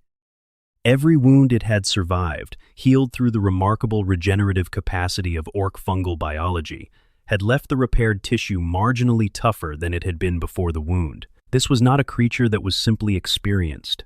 It was a creature that had been physically remade by its experience, rebuilt by the specific biological mechanism that makes orcs what they are, into something that would have been considered remarkable, even by the standards of orcs that had lived twice as long in less demanding circumstances. Multiply that across the tens of thousands of orcs who had been fighting in the Octarius sector for an extended period, and you begin to understand why the later phases of the ground war on Octarius were so much harder for the Tyranids than the early phases. The hive mind was not fighting the same opponents it had faced at Orok. It was fighting those opponents' successors, shaped by years of biological pressure into something considerably more formidable. The hive mind was adapting, certainly, but the target of its adaptation kept moving in a direction it had to continue chasing.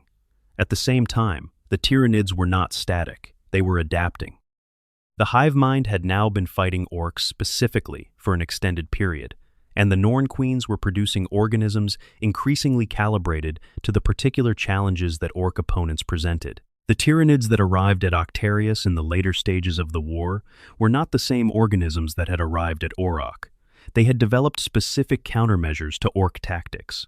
Against the orc preference for close combat, the Hive Fleet deployed organisms with long-range biological weapons, capable of attriting orc concentrations before they could close the distance. Against the orc reliance on individual hero combatants, the hive mind developed tactics that used swarming to isolate and overwhelm single powerful opponents, denying the orcs the head-to-head heroic combat they most enjoyed. Against the Ork tendency to become distracted by irresistible target opportunities, the hive mind deployed organisms specifically designed to be irresistible targets, but which were surrounded by traps. The war was also having consequences that neither side could fully observe from within it. The Ork genetic material that the Tyranids were incorporating from consumed Ork organisms was beginning to express itself in the creatures the Norn Queens were spawning. The biovore, a Tyranid organism that serves as a biological artillery piece, shows signs in some xenological analyses of having incorporated Ork genetic material into its lineage. More broadly, the Tyranid organisms emerging from the Octarius conflict were demonstrating new physical robustness, a durability and resilience that may be partially attributable to the incorporation of Ork fungal biology, one of the most robust biological systems in the galaxy, into the Tyranid gene pool. Whatever the specific mechanisms, Imperial xenologists on the edge of the conflict were noticing that the Tyranid creatures filtering out of the Octarius sector were, measurably, physically larger than the baseline organisms they had characterized from earlier conflicts. The Imperium was watching all of this with an expression that might best be described as catastrophically concerned. The plan that Kripman had devised, which had been intended to trap both species and wear them down against each other, was clearly not producing that result. Both sides were growing. Both sides were strengthening. The war that was supposed to be a controlled fire was behaving more like an uncontrolled fire in a dry forest that happens to contain a wind machine. Something had to be done. And the thing that was done, the next significant intervention in the conflict's trajectory, was not planned by the Imperium, and it was not implemented by an Inquisitor, and it was very much not what anyone who was worried about the situation would have chosen. It was done by an Ork. Part 8. The Prophet Arrives. To understand why Ghazkul's arrival in the Octarius sector mattered as much as it did, you first have to understand what makes Ghazkul Thraka different from every other Ork warboss in the galaxy. Because on the surface, the answer might seem obvious. He is very large, he is very dangerous in personal combat, and he has won some very impressive battles. None of those things are unique among Ork warbosses. The galaxy produces formidable Ork warbosses by the hundred. What distinguishes Ghazkul is something subtler and more systemic. Ghazkul has a plan, not in the Ork sense of intending to fight something in a vague general direction, an actual plan with a scope that encompasses the entire galaxy and a timeline that stretches into an indefinite future. He believes, with the absolute and unflinching conviction of something that had adamantium plates installed in its skull by a notoriously creative painboy, and emerged from the operation claiming to hear the voices of gods, that his purpose is to unite every Ork in the galaxy under a single banner and lead them in a war that will last forever. Not a war toward any particular objective, a war as the permanent state of existence, the eternal expression of what Orks are. This is either the most profound statement of Ork philosophical identity, or a grandiose delusion supported by genuinely remarkable personal capability. In the 40K universe, these categories are not as distinct as they might appear. What this plan requires, structurally, is that Ghazkul travel the galaxy, find the largest and most capable concentrations of Orks, defeat their leaders in the ways Ork authority is established, and bring those concentrations under his banner. This is what he does. This is what he was doing when his flagship disappeared into the warp and reappeared in the Octarius sector. And the Octarius sector, at that moment, contained one of the largest and most battle-hardened concentrations of Orks in the galaxy. Ghazkul Mag Uruk Thraka is many things to many people. To the Imperium of Man, he is the Beast of Armageddon, the Ork warlord who twice launched devastating invasions of one of the most strategically critical worlds in the segmentum, and who represents, in the minds of Imperial military planners, the most dangerous living Ork in existence, and one of the most dangerous living beings, period. To the Orks, he is the prophet of the greatest Wa, the war boss, blessed by the twin Ork gods, Gork and Mork, the being who has declared that his destiny is to unite every Ork in the galaxy under a single banner, and lead them in a war that will shake the foundations of existence. To the Tyranids, he is, presumably, just another concentration of biomass. But in the context of the Octarius War, what Ghazkul represents is something rather more specific. The arrival of the best possible thing you could add to an orc army if you wanted to dramatically increase its effectiveness. He is an orc of extraordinary individual power, certainly, a creature who has been fighting continuously for most of a century and has accumulated the physical mass and the psychic presence that such a history of combat produces in an orc pushed to its biological limits. But what makes Ghazghkull specifically dangerous, the thing that separates him from the many other large and powerful orc warbosses who have existed throughout history, is the effect he has on the orcs around him. Ghazghkull generates something that the orcs collectively call the power of Gork and Mork, and what xenologists call a psychic amplification field of remarkable intensity. When Ghazghkull is present among orcs, the field generated by the collective orc psychic presence is strengthened significantly. Other orcs become more effective. Weapons that should not work, work better. Vehicles that should not be able to operate under combat conditions, operate under combat conditions. The cumulative psychic investment of thousands and then millions of orcs in the idea that Ghazghkull represents, the idea of the Great Wa, the final unification of all orcs, acts as a focusing mechanism for the orc gestalt field. Ghazghkull does not make orcs smarter in the conventional sense. He makes them more orky, and in practice, that means more effective, more resilient, more capable of the kind of sustained, focused assault that orcs occasionally manage when everything aligns correctly. His arrival in the Octarius sector was not planned as a response to the Tyranid War. Ghazghkull was, at this stage of his career, on a galaxy-spanning quest to subjugate every major orc warlord he could find and bring them under his banner. He arrived because the Octarius sector contained a concentration of orcs that was generating a psychic beacon, essentially the size of a small constellation, and because that concentration of orcs was involved in what was, by any measure, the largest fight currently happening anywhere in his vicinity. He also arrived through somewhat unusual circumstances, having escaped a trap set by his old nemesis Commissar Yarrick and the Black Templars chapter of Space Marines by being literally ejected from real space into the warp by an uncontrolled Weird Boy detonation, and then reappearing in the Octarius sector when his ship, the Kilrekka, returned to real space in a location that Orc Weird Boys subsequently claimed was exactly where Gork and Mork had intended him to be all along. What he found when he arrived was an orc army that was large, that was experienced, that was fighting very hard, and that was, despite all of this, losing. The Tyranids had been adapting faster than the orcs had been growing, and the cumulative pressure of the hive mind's assault was grinding down even the formidable defenders of Octarius. The Overfiend was holding, but holding is not the same as winning, and the trend lines were going in the wrong direction. Ghazghkull's arrival changed the character of the conflict. Not because he brought overwhelming force with him, although he brought considerable force, but because his presence fundamentally altered the psychic atmosphere of the orc army in the sector. The field intensified. Orcs who had been fighting hard and well started fighting harder and better. The cumulative effect of millions of orcs all simultaneously believing, with the absolute and uncomplicated conviction that is perhaps the orc species' most useful characteristic, that their new war boss was invincible and that the war was going to be won, produced measurable effects on the battlefield. Ghazghkull himself engaged directly with the Tyranids, because of course he did, because Ghazghkull does not command from the rear.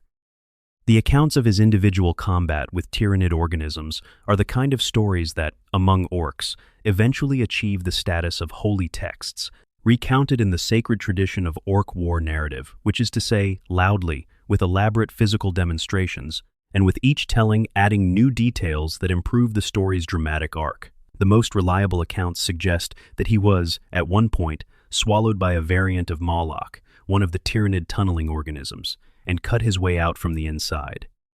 He survived the acidic internal chemistry of the Moloch and emerged significantly burned and with a very large spike of Moloch bone lodged somewhere in his body that required considerable mechanical assistance to remove, but alive. His ability to survive such things is, at least partially, a product of the same orc biology we discussed earlier, scaled up to the extreme, represented by a war boss of his age and experience. He is also, at this point, significantly augmented with mechanical components, the result of the adamantium skull plate that Mad Doc Grotznik installed when Ghazghkull was a young orc boy, and which apparently does something genuinely unusual to Orc psychic capacity, in ways that even Orc pain boys cannot fully explain. The intervention of Ghazghkull did what his presence always tends to do. It stabilized what had been a deteriorating situation. The Orc forces in the Octarius sector rallied. The Tyranid advance, which had been grinding forward with mechanical inevitability, began to encounter significantly stiffer resistance. For a period, the war achieved something approaching a genuine stalemate, neither side gaining ground consistently, both sides inflicting and absorbing enormous casualties, both sides adapting and growing, and becoming more capable in ways that alarmed the Imperial observers watching from a safe distance. The Khornate interruption deserves more attention than it usually gets in discussions of the Octarius War, because it represents one of the few moments in the conflict where a third party made a meaningful tactical difference. The Great Rift had opened, the massive warp fracture that split the galaxy and poured demonic force into reality across a huge swathe of space, and the Octarius sector, with its enormous sustained violence and the raw psychic energy of billions of organisms dying in constant combat, was exactly the kind of environment that draws the attention of Khorne, the chaos god of warfare and bloodshed. Blood is shed, skulls are taken. Khorne notices. Khorne's forces come. The Blood Crusade that descended on the Octarius sector during the height of the ground war brought bloodthirsters, the enormous demonic engines of Khorne's wrath, alongside World Eaters, Chaos Space Marines, and cultists, in numbers that added a chaotic new dimension to an already complex conflict. Every demonic force that arrived was fighting everyone. Orcs, Tyranids, each other, if necessary. The Octarius sector, for a period, was a three-way war, and the three-way character of it had asymmetric effects on the two primary combatants. The Orcs fought the daemons with genuine enthusiasm, because fighting is what Orcs do, and daemons are a perfectly acceptable thing to fight. Orcs who died fighting daemons released spores that would grow into more Orcs. The Orc war-making capacity was not fundamentally diminished by the addition of a new enemy. If anything, having more enemies to fight simultaneously was, from a biological standpoint, accelerating the growth response in Orcs who survived. You do not grow through easy victories. You grow through surviving things that are genuinely trying to kill you from multiple directions.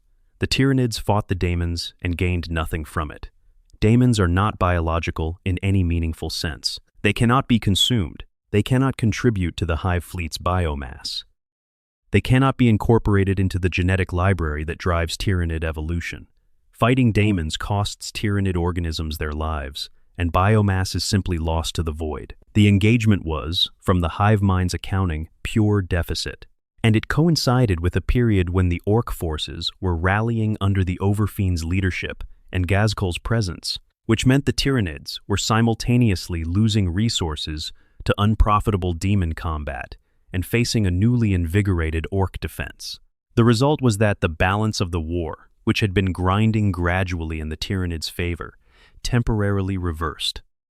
The Overfiend's forces, no longer having to face the full weight of Tyranid pressure, because that pressure was partially absorbed by the demonic assault, pushed back with the aggressive confidence that Orcs display when they sense momentum shifting their way.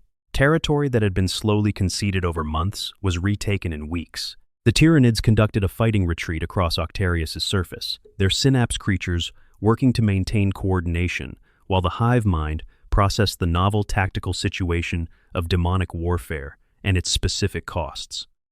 When the daemons eventually withdrew, pulled back into the warp by whatever forces govern how long a demonic incursion can sustain itself in real space, the Overfiend recognized his moment. He pressed the advantage with everything he had, and for a period, it genuinely looked like the Orcs might win. The Swarmlord, the hive mind's finest tactical organism, observed this and understood what needed to happen next. And then, characteristically, Ghazghkull left. He had what he came for.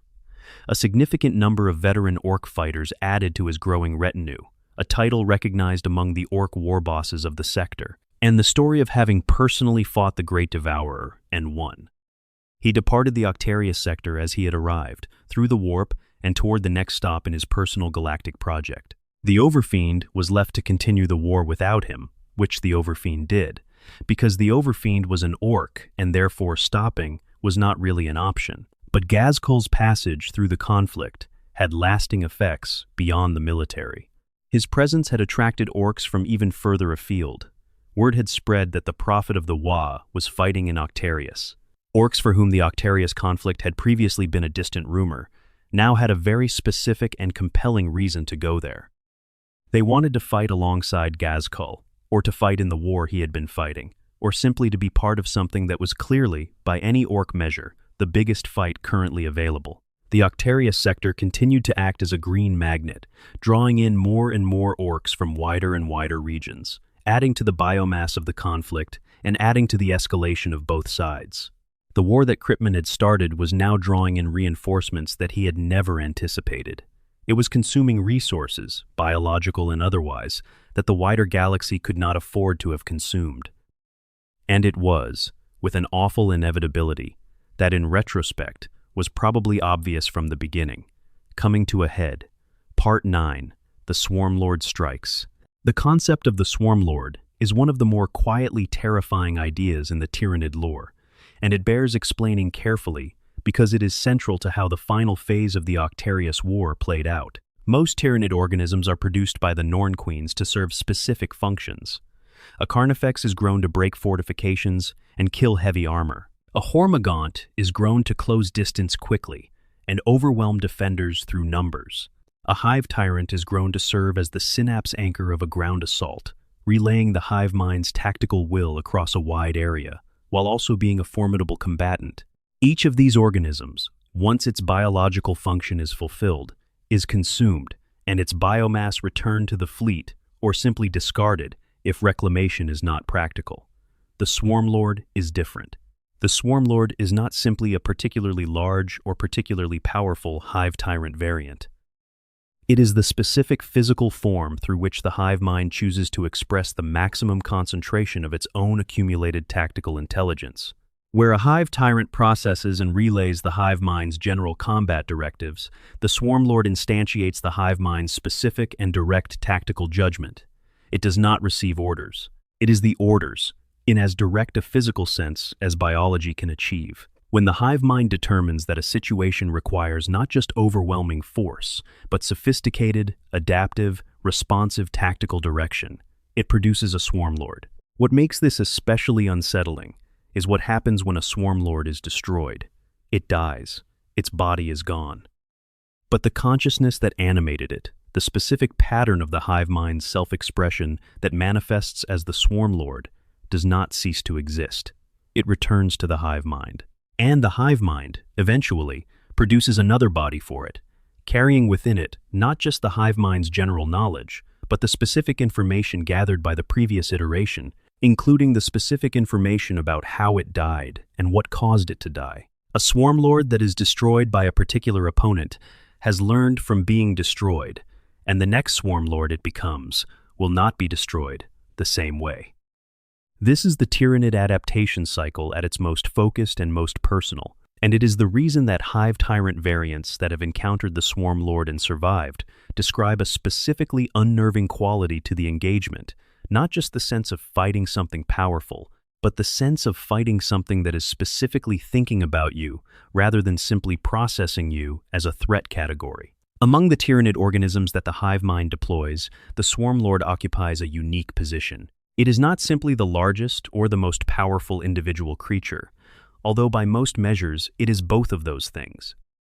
It is the hive mind's most complete physical expression of itself, the organism that carries within it the maximum concentration of the hive mind's direct intelligence, the creature through which the hive mind can most precisely exercise its tactical will on a specific battlefield.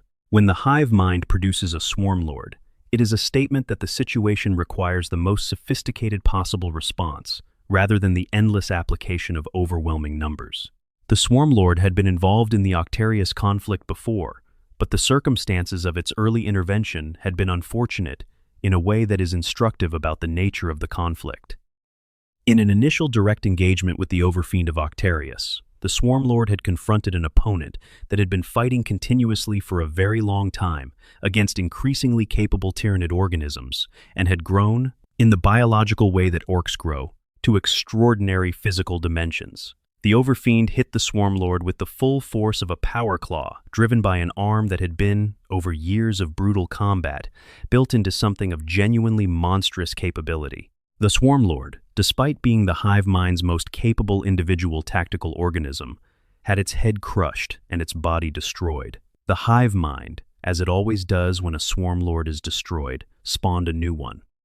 The Swarmlord's consciousness, or more accurately, the specific pattern of the hive mind's self-expression that manifests as the Swarmlord, is not destroyed by the death of the physical body. It returns to the hive mind, and the hive mind uses it again when it next needs it. The information about how the Overfiend fought, the specific strengths and weaknesses observed in that engagement, was incorporated into the next iteration.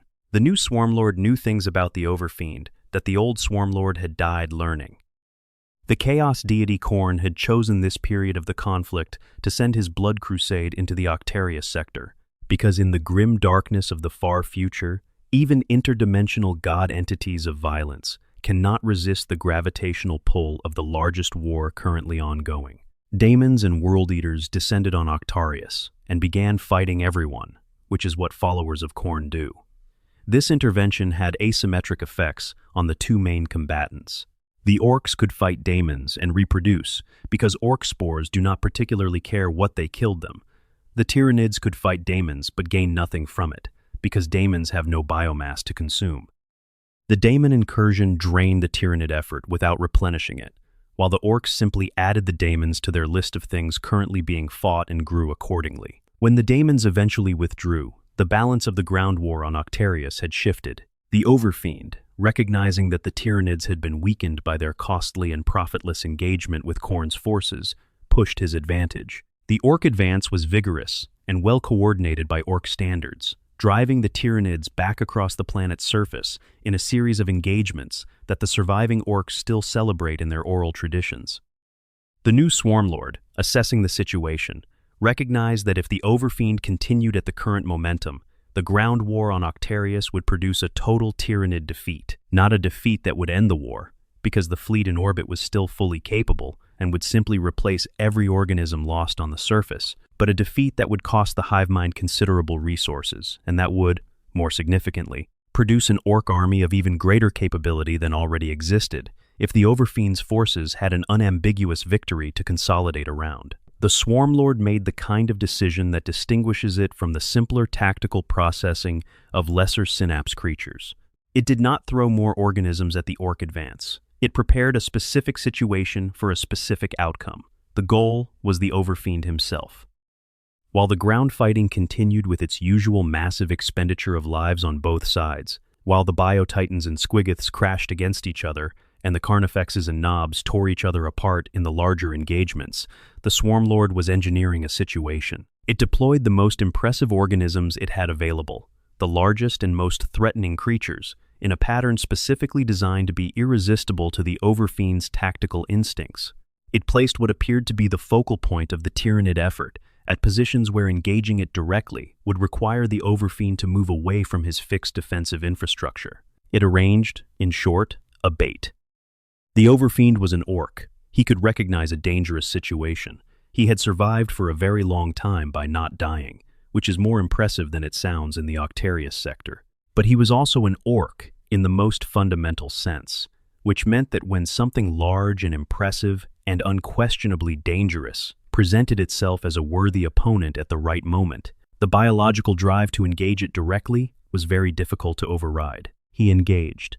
The Overfiend and his Scarboys, the veteran elite fighters of his personal retinue, engaged the Tyranid organisms the Swarmlord had positioned.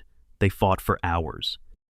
The Overfiend's retinue was extraordinary, creatures of immense personal power who had survived the full breadth of the Octarius War and grown huge from the experience. Each one a walking collection of scars and augmentations and accumulated killing capability. They destroyed thousands of Tyranid organisms. They killed Carnifexes with their bare hands. They fought the way.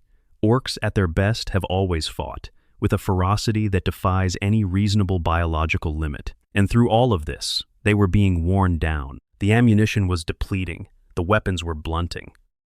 The Overfiend, because orcs are mortal even when they are very large and very capable, took an injury, a thigh wound from a dying Carnifex that slowed him and that could not, under the conditions of continuous combat in which he found himself, be properly treated. The Swarm Lord went in. What followed was the kind of single combat that defines eras, at least in the mythology of the species that survived to tell about it. The Overfiend was not finished. He was still fighting, still commanding the combat respect of everything in his vicinity, still capable of tremendous destructive force, even injured. He and the Swarm Lord fought, and the accounts of that fight, however fragmentary and however distorted by the species-specific way that combat memories are transmitted, convey something of the scale of the thing. Two beings that were, each in their own way, the maximum expression of their kind, fighting in the ruins of a world that had been contested for years. The Swarm Lord had come prepared. It had worn the Overfiend down. It had arranged the fight to occur at the worst possible moment for its opponent. It used its weapons with a precision calibrated by the experience of its previous death at the Overfiend's hands, and it found the opening it needed. It drove its bone sword weapons into the Overfiend. It crushed the war boss's skull within its maw. The Overfiend of Octarius, the paramount leader of the largest orc empire in the galaxy, was dead. The Orks of Octarius did what orcs always do when their paramount leader is suddenly removed. They began fighting each other. Within days of the Overfiend's death, at least 6 different war bosses had declared themselves the rightful heir to the title, and all 6 were simultaneously fighting the remaining Tyranid forces, and fighting each other, and fighting any orc who looked like they might be backing a rival claimant. The unified orc defense of Octarius dissolved into exactly the kind of fragmented chaos that is the orc species' greatest structural vulnerability. The Tyranids exploited this with the mechanical efficiency of an organism that does not feel joy, but that is, in functional terms, very effectively doing exactly what it was built to do. The orc forces, divided and quarreling, were isolated and consumed, piece by piece. World after world in the Octarius sector fell as the hive fleet, now gorged on orc biomass and incorporating the hard-learned lessons of years of combat against one of the most dangerous opponents it had ever encountered, applied itself systematically to the task of finishing what had been started. Gazkul was not present for the final phase of the war on Octarius. He was elsewhere in the galaxy, continuing his own projects, apparently unconcerned with the fate of the empire he had briefly stabilized. This is, in retrospect, very much in character. The Octarius sector, as of the current state of the ongoing 41st Millennium conflict, remains a war zone. The Tyranids have the upper hand, and the situation continues to evolve. Part 10, Legacy of the Grinder. The Octarius War did not end. It is, depending on how you define the term, still ongoing in the sense that the Octarius sector remains a contested region, with surviving orc warbands continuing to fight Tyranid organisms across multiple worlds, neither side having achieved a clean, complete victory. What has been achieved is something more ambiguous, and in many ways, more frightening. A de facto Tyranid dominance over a sector that once housed the largest orc empire in the galaxy, but with orc presence that refuses to be fully extinguished because orc spores, as always, ensure that no world is ever truly empty of orcs for long. But the consequences of the Octarius War, the things it produced and changed and revealed, extend far beyond the specific systems where the fighting occurred. They extend into the biology of both species, into the strategic calculus of the Imperium, and into what the wider galaxy now faces as a result of a war that was supposed to be a contained disaster, but was not contained, and produced outcomes considerably more disastrous than the one it was designed to prevent. Let us start with the Tyranids, because the biological consequences for the Hive Fleet are, from a purely military assessment standpoint, the most alarming. Hive Fleet Leviathan entered the Octarius sector as one thing, and emerged from it as something somewhat different. The orc genetic material that the Hive Fleet absorbed over years of consuming orc organisms has expressed itself in the organisms that the Norn Queens spawned from that biomass. The Tyranid creatures that have been observed filtering out of the Octarius region are, by measurable biological standards, larger on average than the Tyranid organisms cataloged from earlier conflicts. Some of the biomechanical systems that orc biology expresses, the extraordinary resilience to damage, the self-repairing fungal elements, the redundant organ systems, appear to have been at least partially incorporated into Tyranid bioforms. The hive mind has been doing what it always does, which is taking what it encountered and making itself better at surviving future encounters. This produces a specific terror. The Tyranid organisms that are now emerging from the Octarius sector are not the same as the Tyranid organisms that entered it. They are, in measurable ways, more capable. The hive mind went into Octarius already adapted to fight most of what the Imperium can field.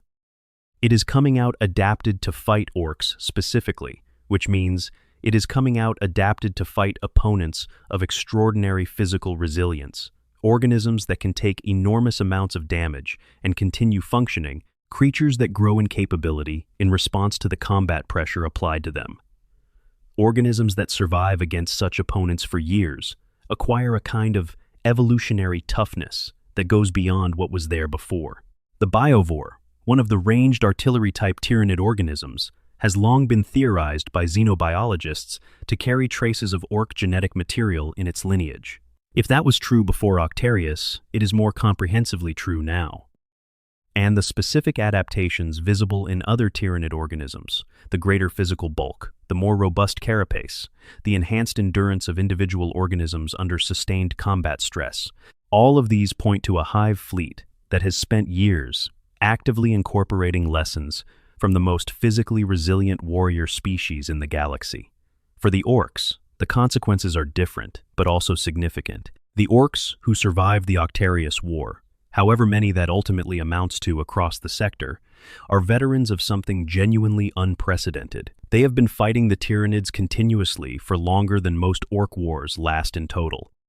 The ones who survived grew, in the biological way orcs grow, to become orcs of exceptional individual capability. War bosses who emerged from Octarius are among the largest and most battle-hardened individuals in a species that produces large and battle-hardened individuals at a remarkable rate. There are credible reports of orc war bosses from the Octarius region achieving physical sizes that, in orc history, are usually only attributed to legendary individuals from mythological periods.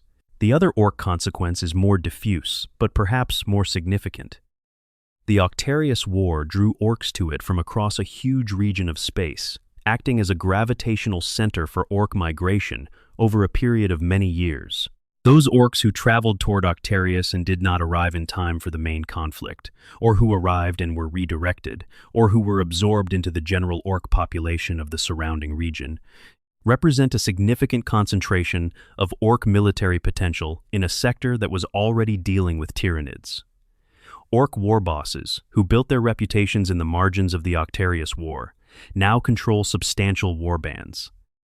The surrounding systems have an orc presence that is, in raw numerical terms, considerably more significant than it was before the war began. For the Imperium, the Octarius War was a strategic catastrophe, dressed in the clothes of a short-term solution.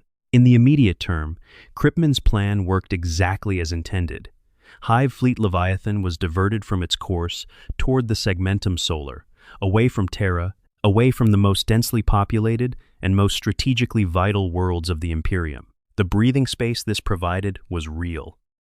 Imperial forces were able to regroup, to strengthen defenses along Leviathan's projected original path, to mount the kind of organized response to the remaining tendrils of the Hive fleet that would not have been possible if Leviathan had arrived at full strength without this diversion. But the price of that breathing space was the creation of a more powerful threat.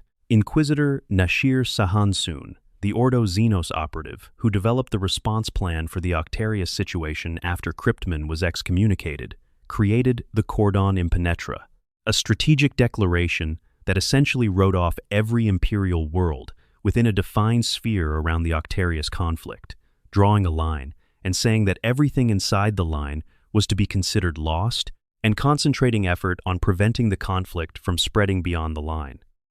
This was its own kind of catastrophe in miniature, the abandonment of inhabited worlds to preserve the integrity of the wider strategy, a decision that is recognizably in the tradition of the Inquisition but no less appalling for that.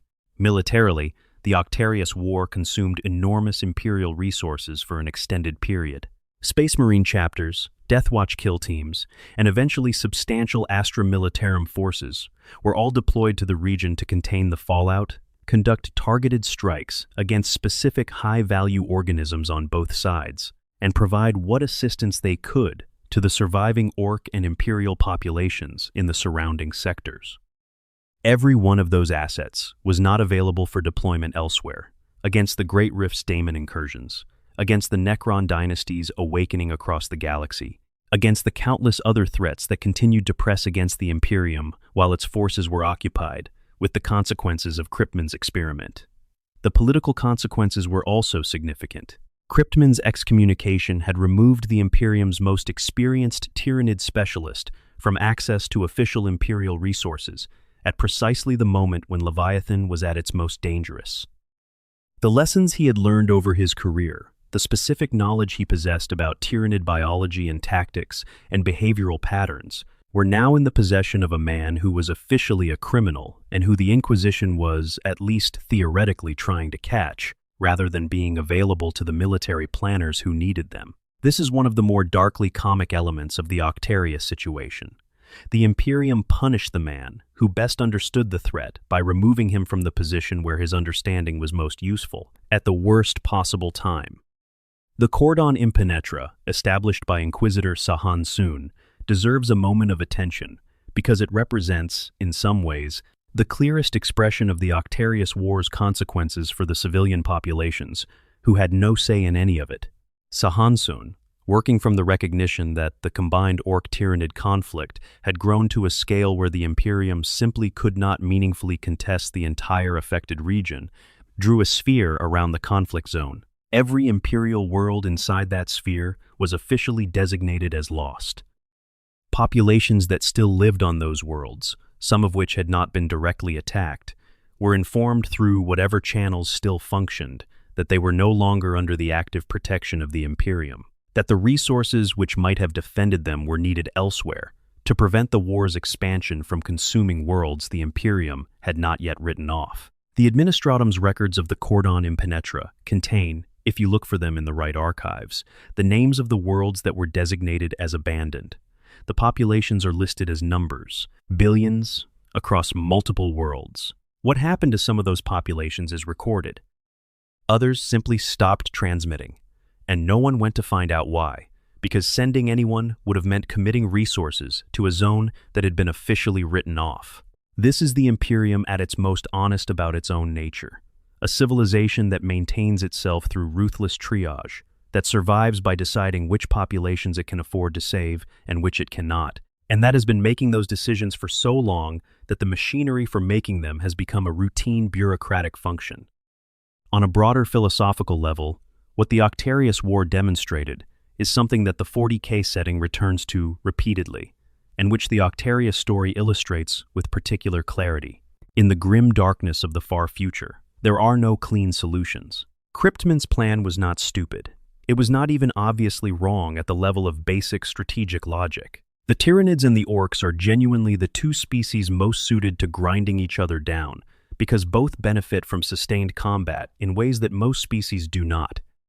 If Cryptman's calculation had been correct, if both sides had depleted each other to the point where the Imperium could deal with the remnants, it would have been a masterstroke. History would have recorded it as such. But the calculation was wrong.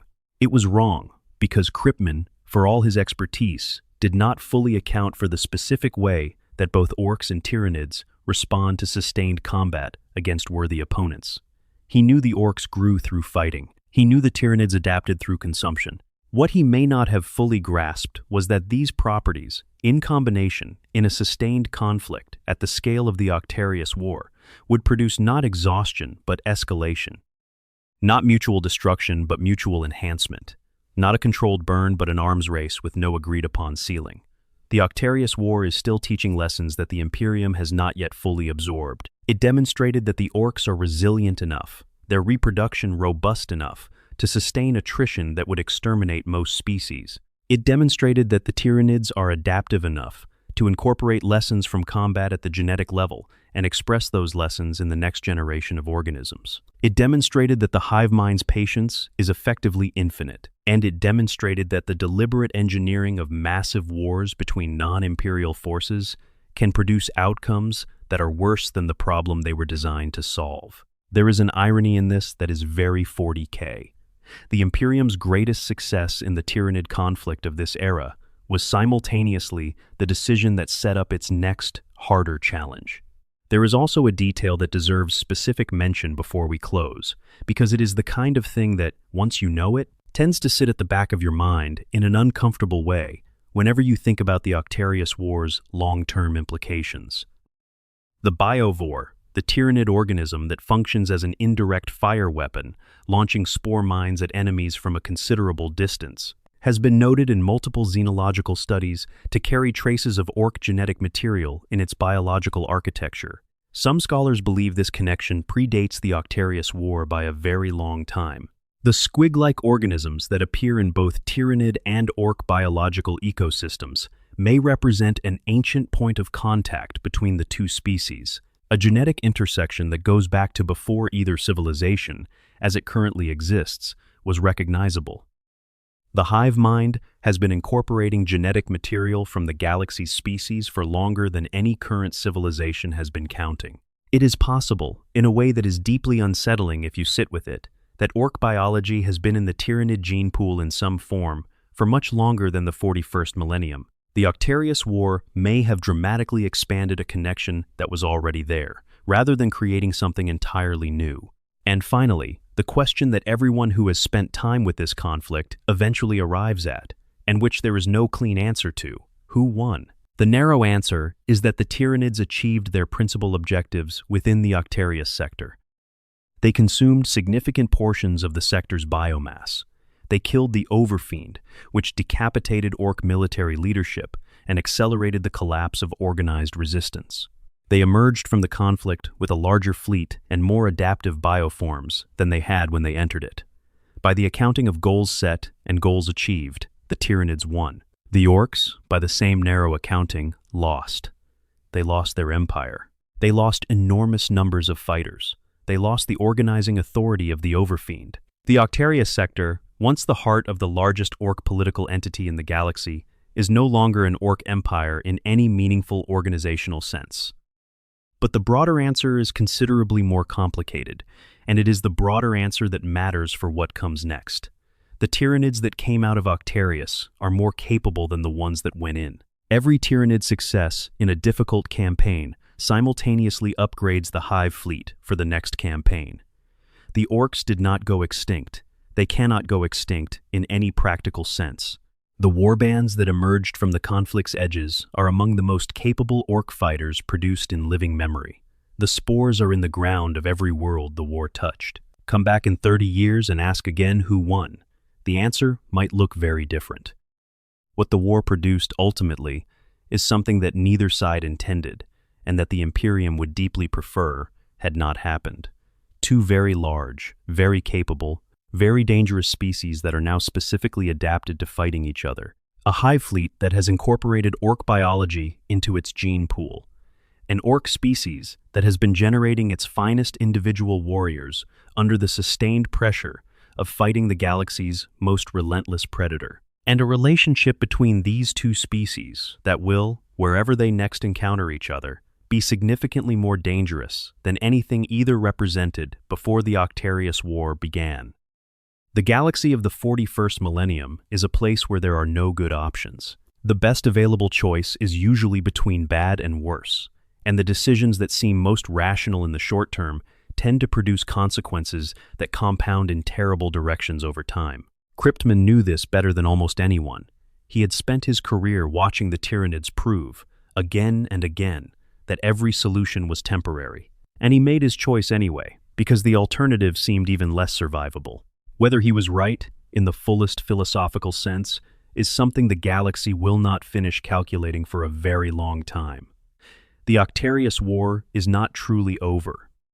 The two species it hardened against each other are still out there, still fighting where they meet, still growing and adapting from whatever combat they find. the hive mind has not finished its approach to Terra.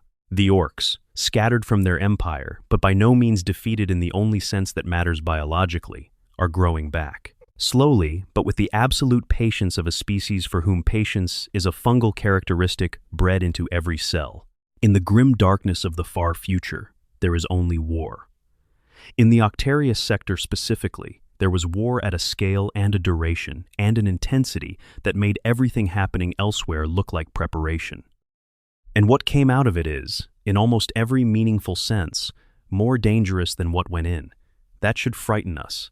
It probably should have frightened the Imperium more than it did. The aftermath and what comes next, the galaxy changes. Before we close, it is worth spending time on something that the immediate narrative of the Octarius War can sometimes obscure. What the conflict produced beyond the sector itself, what the galaxy is now facing because of it, and what the longer implications are for each of the parties involved. Because the Octarius War is not just a contained historical event with a beginning and an end. It is a process that is still producing consequences, and some of those consequences will take decades or centuries to fully manifest. The first thing to understand about the aftermath is that the Tyranids did not simply consume Octarius and move on in the way they move on from most consumed worlds. The Octarius conflict was unusual in the specific character of what the Hive fleet absorbed from it. Most worlds that Tyranids consume contribute biomass and whatever genetic material their biosphere contains, and the Hive fleet incorporates the most useful elements and discards the rest. The biomass from an agricultural world goes toward building more organisms. The genetic material from an unusual local fauna might produce a new bioform variant. The process is efficient and consistent. What the Hive fleet absorbed from Octarius was something qualitatively different. Orks are not simply another species with an interesting genome. They are, as we established, the product of advanced biological engineering by a civilization that had been solving the problem of producing the perfect warrior species for millennia before humanity discovered agriculture. Their biology contains solutions to problems that the hive mind had been approaching through its own evolutionary processes: the fungal resilience, the distributed redundancy of Ork internal systems, the psychic gestalt field that emerges from Ork proximity, the specific growth response to combat stress. All of these are, from a biological engineering perspective, elegant solutions to challenges that any combat organism faces. The hive mind absorbed the biomass of millions of Orks over the course of the Octarius War. It absorbed the genetic information encoded in that biomass, and it is now in the process of expressing that information in its organisms in whatever ways prove functionally useful. This is not theoretical. The evidence has been collecting in the surveillance reports and xenobiological assessments that Imperial forces and Deathwatch kill teams have filed from the edges of the Octarius region. The Tyranid organisms coming out of the Octarius conflict are not the same as the ones that went in. The differences are in the right places to suggest Ork biological influence: density of carapace, redundancy of internal systems, raw physical mass at comparable bioform tier, durability under sustained punishment. These are not random variations. They are targeted improvements that reflect specific properties of the opponent the hive fleet spent years consuming. What this means for the future, when the post-Octarius Leviathan tendrils encounter defenders who have prepared their tactics and weapons for the pre-Octarius Tyranid profile, is something that Imperial military planners are working through with considerable urgency. The playbooks are outdated. The specific vulnerabilities that previous anti-Tyranid doctrine exploited have been reinforced. The organism sizes that previous weapons assessments were calibrated against are systematically low.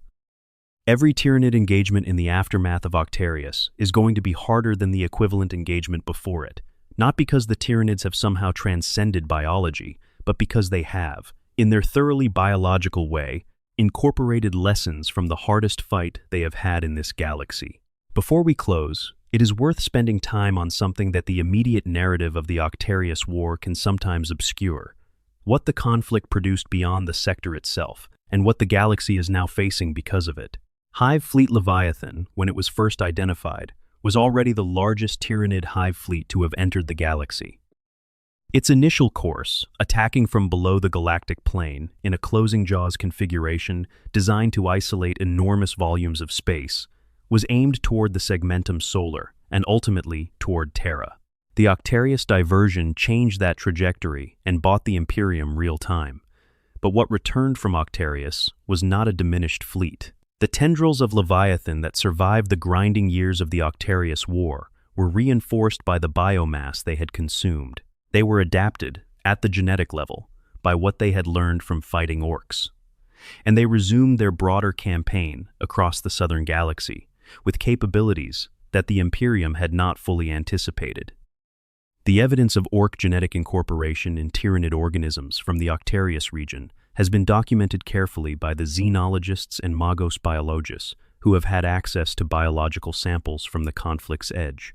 The organisms they describe are recognizably Tyranid in their basic architecture, their six-limbed body plans, their bioweapon systems, their synapse hierarchy, but they are larger than the records predict.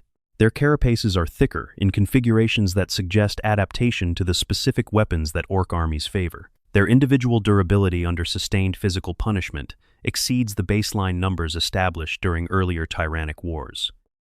These are not Tyranids wearing Ork characteristics like a costume. They are Tyranids that have incorporated Ork biological information at the genetic level and expressed it in ways that make them more effective fighting machines, which is exactly what Tyranids do.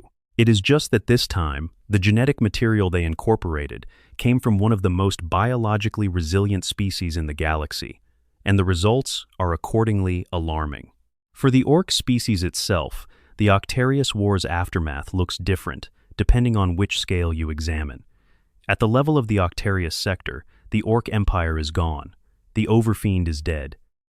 6 different war bosses are competing for the title and the authority it represents, and none of them has yet achieved the dominance that would reunify the sector's scattered Ork populations under a single organizing will. The Tyranids are mopping up the fragmented resistance, world by world, with the patient efficiency of a digestive process working through a complicated meal. But at the level of the species, across the wider galaxy, the Octarius War has had a different effect. The war drew Ork fighters from across a huge region of space, and those Orks who traveled toward it but did not arrive in time for the main conflict, or who arrived on the edges and were deflected into surrounding systems, have established new presences in areas that previously had lighter Ork populations. The reputation of the Octarius War has spread through the Ork species' informal networks. The combination of weird boy psychic transmission and physical messenger and simple rumor that carries news between Ork communities across light years. Wars of Octarius-scale reputation draw Orks. They will continue to draw Orks for decades, and Gazkul Thraka continues. He took from the Octarius War what he came for, a title recognized across the sector's Ork leadership, veteran fighters of exceptional quality added to his retinue, and the experience of personally fighting a Tyranid hive fleet's organisms in direct combat and surviving. He is now elsewhere in the galaxy, continuing his project of unifying the Ork race under a single banner. What happens when an Ork of his capabilities, leading the largest unified Ork force in living memory, eventually encounters the post-Octarius version of Hive Fleet Leviathan, in an environment of his choosing rather than the environment the hive mind prefers, is one of the more interesting strategic questions in the current state of the 40K narrative. An Ork army large enough to generate the psychic field that Gazkul's forces produce, fighting an enhanced hive fleet that has incorporated Ork genetics and adapted to Ork tactics. What that produces is something the lore has not yet delivered a complete answer to. The Deathwatch's role in the Octarius War deserves specific treatment because it illustrates something important about how the Imperium attempted to influence a conflict it could not actually control. The Deathwatch, for those less familiar with the organization, is the Inquisition's anti-Xeno Space Marine formation, made up of warriors drawn from multiple Space Marine chapters who serve for a period in the Deathwatch before returning to their home chapters. They are specifically trained and equipped for fighting Xenos threats, particularly unusual or especially dangerous ones, and they operate in kill teams rather than conventional military formations because their value is in precision and intelligence rather than mass assault. In the Octarius conflict, the Deathwatch operated on the edges and within the conflict zone in ways that the available historical records only partially document.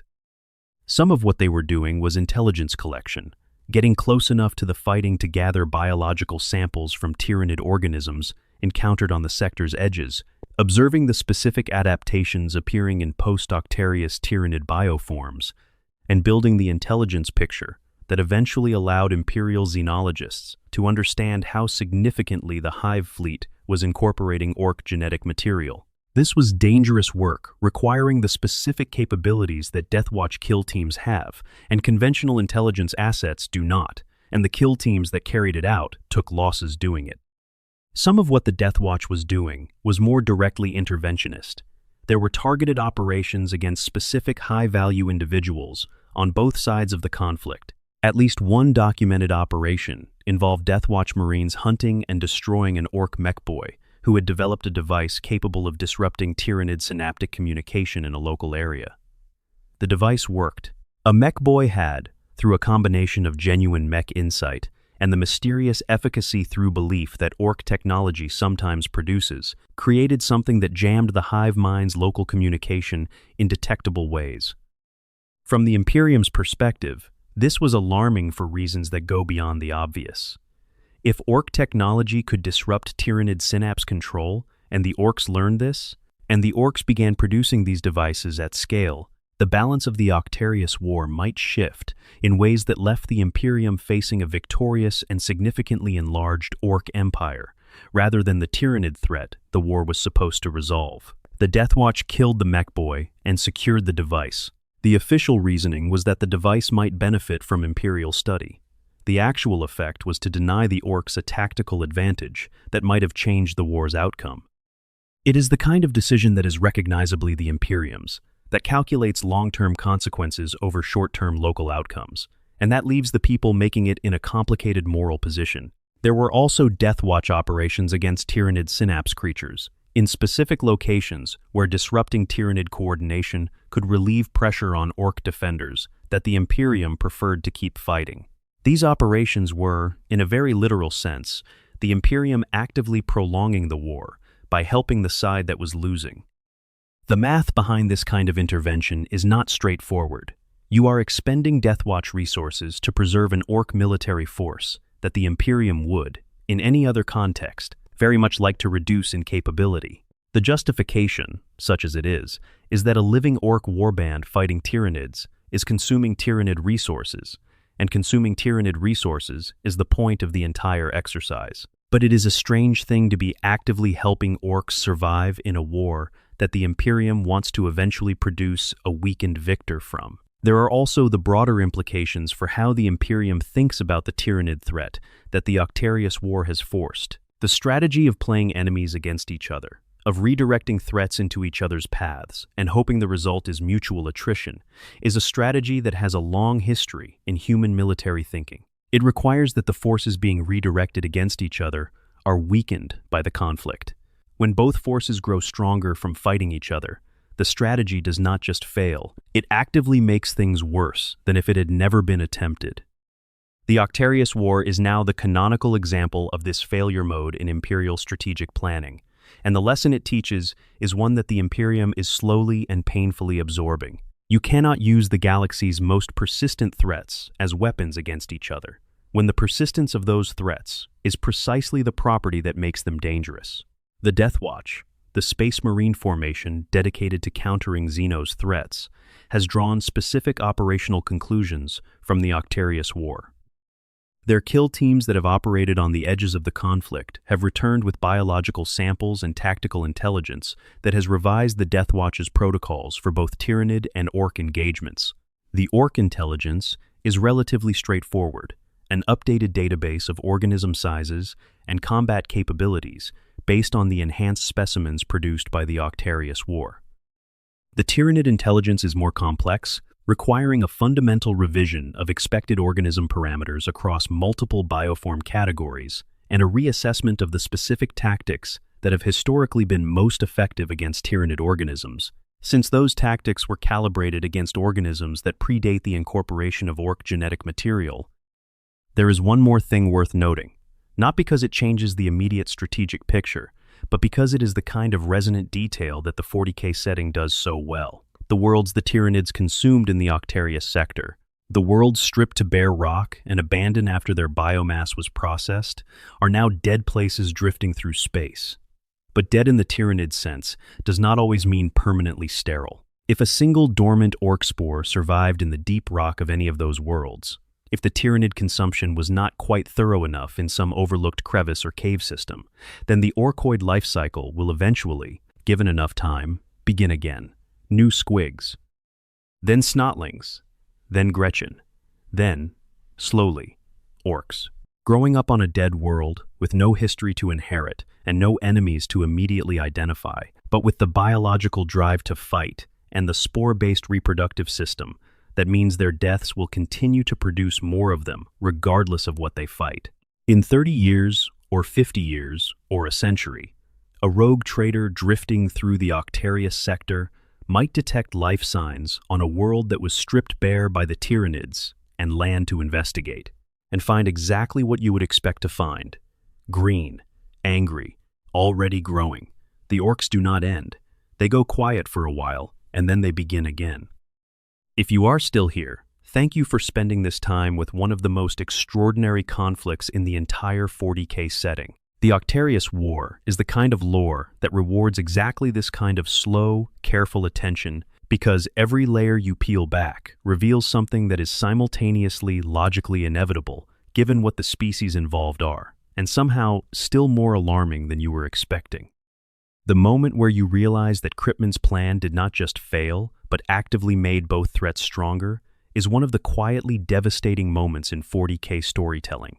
And the further implications of it, what the post-Octarius Tyranids represent, what the veterans of the Octarius War represent for future orc military capability, what the spores in the ground of those stripped worlds represent for decades to come, all of those things unfold slowly if you are willing to follow them. If you have thoughts on any of this, where you think the war ultimately tips in the long run, whether you think the Tyranids' incorporation of orc DNA is ultimately more benefit or liability for the hive mind, what you think Gazkul's eventual confrontation with a post-Octarius Leviathan tendril might look like, drop all of that in the comments. I genuinely enjoy reading those conversations, and they make the research feel worthwhile. And if this is the kind of deep atmospheric dive you want to come back for, subscribing means you are there when the next one arrives. Rest well, and we will talk again soon.